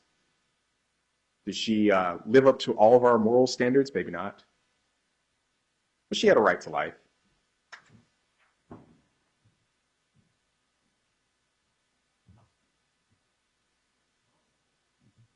She had a right for this man not to strangle her to death for at least 3 minutes. At least. She didn't deserve to have her body thrown like a piece of garbage in a plastic bin, covered up with clothes, and then dumped along a country road. And you cannot divorce that. And in evaluating this alleged robbery attempt, self-defense claim, what the defendant did after all of this. Because that tells you he knows he's wrong, he knows he's committed a crime, and he's doing everything he can think of at the time to cover it up. He flees the jurisdiction, goes to Panama City, comes back, law enforcement gets behind him, he flees them. Those are not the actions of an innocent person, of someone acting in lawful self-defense. Those are the actions of someone who's committed a murder and wants to get away with it. Now, I'd submit to you the evidence about what we know about strangulation directly goes to when you make a conscious decision to keep going for multiple minutes. That's premeditation. It does not, as Mr. Collins says, and you don't see in the law, oh, when you start the killing act, that's when you stop the analysis. Oftentimes in gun cases, we talk about one shot, okay, maybe a little hard to say premeditation. But when you shoot 7 times, 8 times, 9 times, that's pretty indicative of what your intent is. Similarly, in this case, the decision to keep going for multiple minutes tells us what the intent is. You don't accidentally strangle someone for 3 minutes while they're kicking and screaming and fighting for their life unless you mean to do it. That's premeditated murder. So when you go back to deliberate, talk about the evidence, watch the video, you'll see only mention of one key. I feel confident saying that because we've watched that video a lot. And I'll particularly direct you to the 45-minute mark where he talks about the key. He'll go on and say, who loses stuff in their own house, and he talks about the size of the motel room. Only one key. He never wavers on that. Problem is now, it don't match his story. That's the problem. Because if he doesn't have self-defense, it's first-degree murder. That's why we've spent so much time talking about it. If it's not self-defense, it's first-degree murder. That's why we bring up the stripper pole. No evidence that came back. He doesn't talk about it in that video.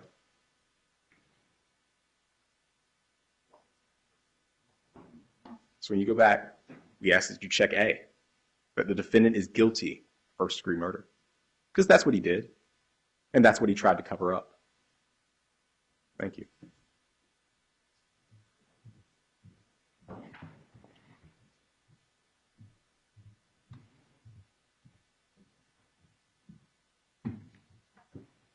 In just a few moments, you will be taken to the jury room by the bailiff. The first thing you should do is choose a foreperson who will preside over your deliberations. The foreperson should see to it that your discussions are carried on in an organized way and that everyone has a fair chance to be heard. It is also the foreperson's job to sign and date the verdict form when all of you have agreed on a verdict and to bring that verdict form back to the courtroom when you return. During deliberations, jurors must communicate about the case only when with one another and only when all jurors are present in the jury room. If a juror goes to the restroom, the deliberations should stop until the juror returns. You are not to communicate with any persons outside the jury about this case. Until you have reached a verdict, you must not talk about this case in person or through the telephone, writing, or electronic communication, such as a blog, Twitter, email, or text message, or any other means at all. Do not contact anyone to assist you during your deliberations. These communication rules apply until I discharge you at the end of the case. If you become aware of any violation of these rules, of these instructions, or any other instruction I have given in this case, you must tell me by giving a note to the bailiff. Many of you have cell phones, tablets, laptops, or electronic devices here in the courtroom. The rules do not allow you to bring your phones or any other types of electronic devices into the jury room. Kindly leave those devices on your seats where they will be guarded by the bailiff while you deliberate. If you need to communicate with me, send a note through the bailiff. If you have voted, do not disclose the actual vote in the note. If you have a question, I will talk to the attorneys before I answer, so it may take some time. You may continue your deliberations while you wait for my answer. I will answer any questions if I can in writing or orally here in open court. During the trial, items were received into evidence as exhibits. You may examine whatever exhibits you think will help you in your deliberations. These exhibits will be sent into the jury room with you when you begin to deliberate. In closing, let me remind you that it is important that you follow the law spelled out in these instructions in deciding your verdict. There are no other laws that apply to this case. Even if you do not like the laws that must be applied, you must use them. For more than 2 centuries, we have lived by the Constitution and the law. No juror has the right to violate the rules that we all share. Before I send you back, I do need to release our alternate jurors. So Ms. Harrell and Ms. Brock, you are our alternate jurors. I want to thank you for your time and attention.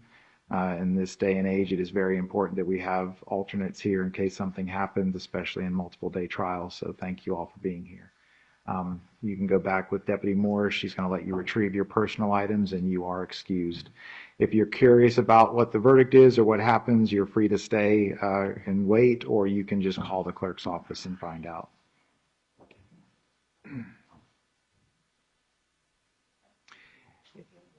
You can just give your notes and your jury instructions to the bailiff.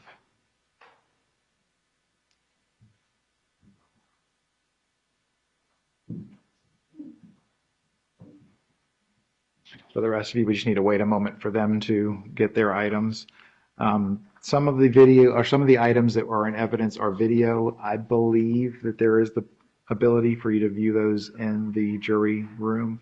If there is not, just send a note through the bailiff if you want to watch a video and you're unable to do that in the jury room, and we can bring you back out here to do so.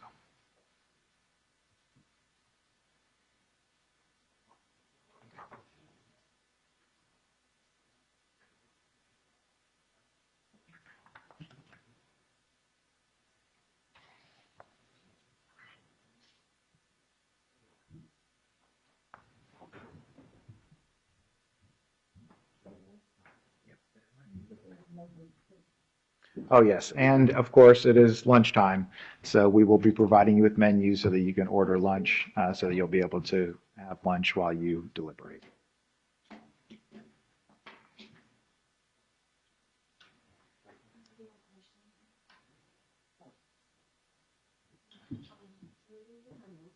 Yes, please bring your notes with you into the jury deliberation room.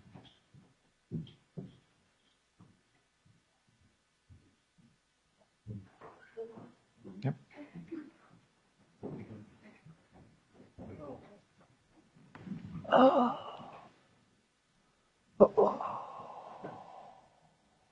Just make sure to get their devices.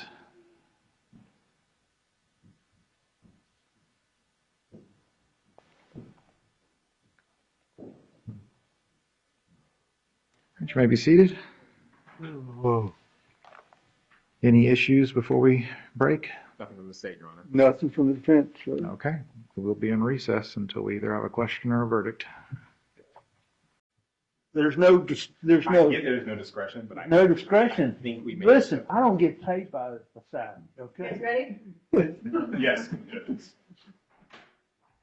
I know you're a good guy, but I just don't want to come back and deal with this crap anymore. I'm sorry. All right, we're back in session.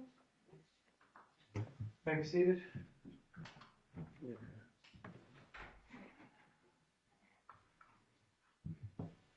Judge, my tie got wet. I didn't know it was going to rain. I'm sorry. Anything before we bring the jury in? Nothing from the state, Your Honor. Nothing, Judge. All right. Back on the record, State v. Young, 22 CF 3209. Bring him in.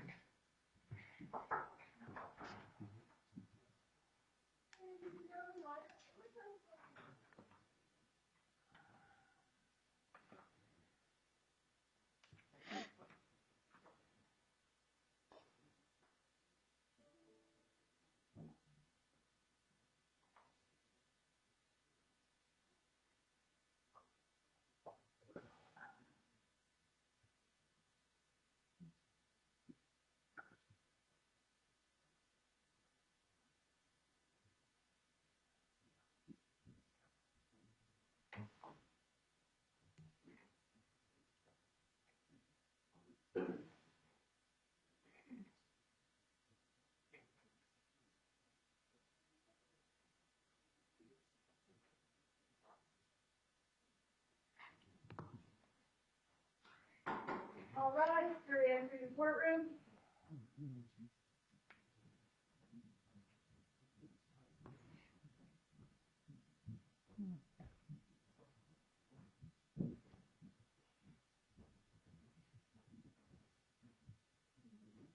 May be seated. Jury's back in the courtroom. Welcome back, ladies and gentlemen. Have you reached a verdict? All right, who's your foreman? And do you have the verdict form? All right, please give it to the bailiff.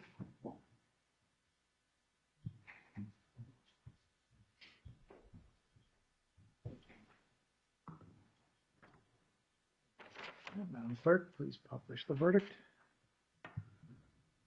In the Circuit Court of the Second Judicial Circuit in Fort Leon County, Florida, the state of Florida versus Devhon Young Sr., case number 2022 CF 3209, verdict. Count 1, murder in the first degree. We, the jury, find as follows. The defendant is guilty of murder in the first degree. So say we all this 27th day of April 2023. Thank you, Madam Clerk. Does either side wish to have the panel polled? No, Your Honor. No, Your Honor. All right. So, ladies and gentlemen, I wish to thank you for your time and consideration in this case. I also wish to advise you of some special privileges you enjoy as jurors. No juror can ever be required to talk about the discussions that occurred in the jury room, except by court order. For many centuries, our society has relied upon juries for consideration of difficult cases.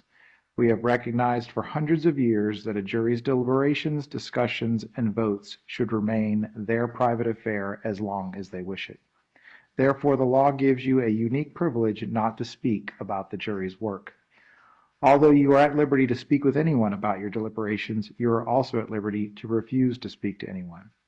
A request to discuss either your verdict or your deliberations may come from those who are simply curious, from those who might seek to find fault with you, from the media, from the attorneys, or elsewhere. It will be up to you to decide whether to preserve your privacy as a juror. Thank you all for your time and attention over these past days. I've said it before and I'll say it again. We literally cannot do what we do here at the courthouse without your participation. So thank you all. You are free to go. Please leave your notes on your chairs or in the jury room. We'll collect those up and get rid of them. Thank you.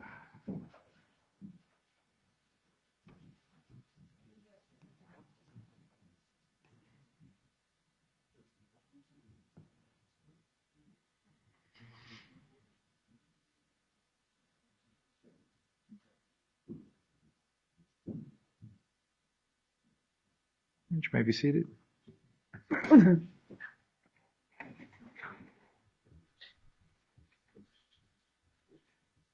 right. How do you wish to proceed, Mr. Mood? Your Honor, based on my understanding of the case law, I think sentencing is, although not discretionary in this instance, based on the verdict, I think Mr. Young is afforded an opportunity to be present at all critical stages, and I think sentencing is one of those critical stages, although I understand it's not discretionary. The sentence is not discretionary. Yeah, I agree it's not discretionary, but I would like to give him an opportunity. Well, Your Honor, I'm going to do whatever the court says, but the case law is very clear. If he voluntarily absents himself from the proceeding, he's not necessarily entitled to be here at sentence. And if we want to give him an opportunity to come in here and complain about a trial he didn't even have the dignity or respect to attend and attack my services further based on nothing, well, let's do it. But I would just soon go ahead and have him sentenced and let him get to his appeal process. It'll hasten his seek for justice. And he has two other pending cases, correct? Yes. Yes, Your Honor. Okay.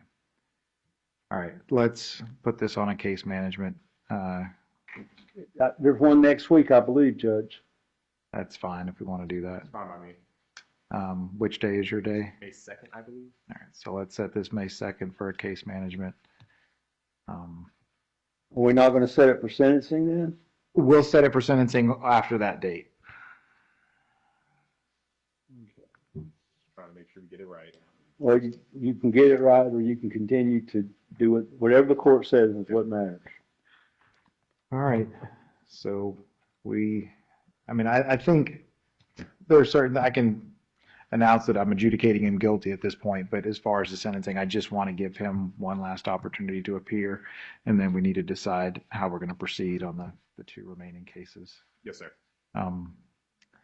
Anything else before we break? For Judge, today? I'm going to be making a motion to withdraw from the two remaining cases so there won't be any conflicts, but I would like to have this case wrapped up because I've done a lot of work on it. Yep, and my goal is to not put it off any further than we need to, so we can have the case management next week. As you said, it's a compulsory state or sentence, so we can just set it for the next non-trial week for sentencing, and just. When will that be, Your Honor? So not next week or the following week, but I don't think this is a fifth week, is it? No. In 3 weeks.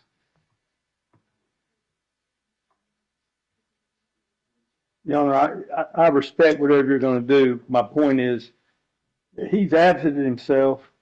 The sentencing is non-discretionary.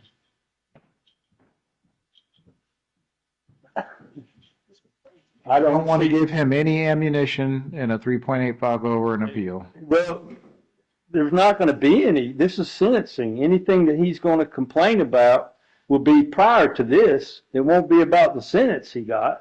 And I'd like to have the case resolved so I can finish my business with it, instead of continually be put subject to his ridiculous criticisms. And that's all that does from my perspective. And I mean, I would hope that 40 years of practicing law might get a little more courtesy than someone who doesn't even want to have the respect to come to court to help himself.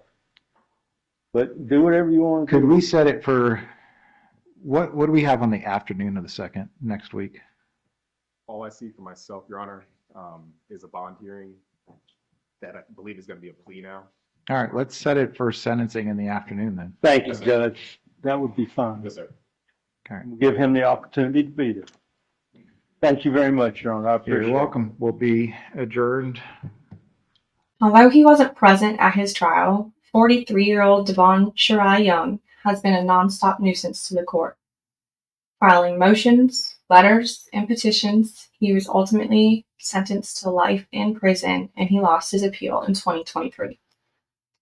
One of our mottos here is everybody counts or nobody counts, a line made famous by fictional LA detective Harry Bosch from Michael Connelly's novels. What that means for us is we don't only cover cases that get massive attention, but we shine light on cases that receive little or no media coverage as well. Sadly, there are many trials, murder trials, where the courtroom is nearly empty and the public never hears the story. Your support here helps us have these cases heard. Tanya Williams Griner was more than a name in a case file. She was a mother, a daughter, a granddaughter, and a woman who loved her family and the simple joys of life. She was just 37 years old when she was brutally murdered in that hotel room. Thankfully, those who loved her received some sort of justice when Devhon Young was convicted and sentenced to life. Thank you for hearing Tanya's story and watching this video.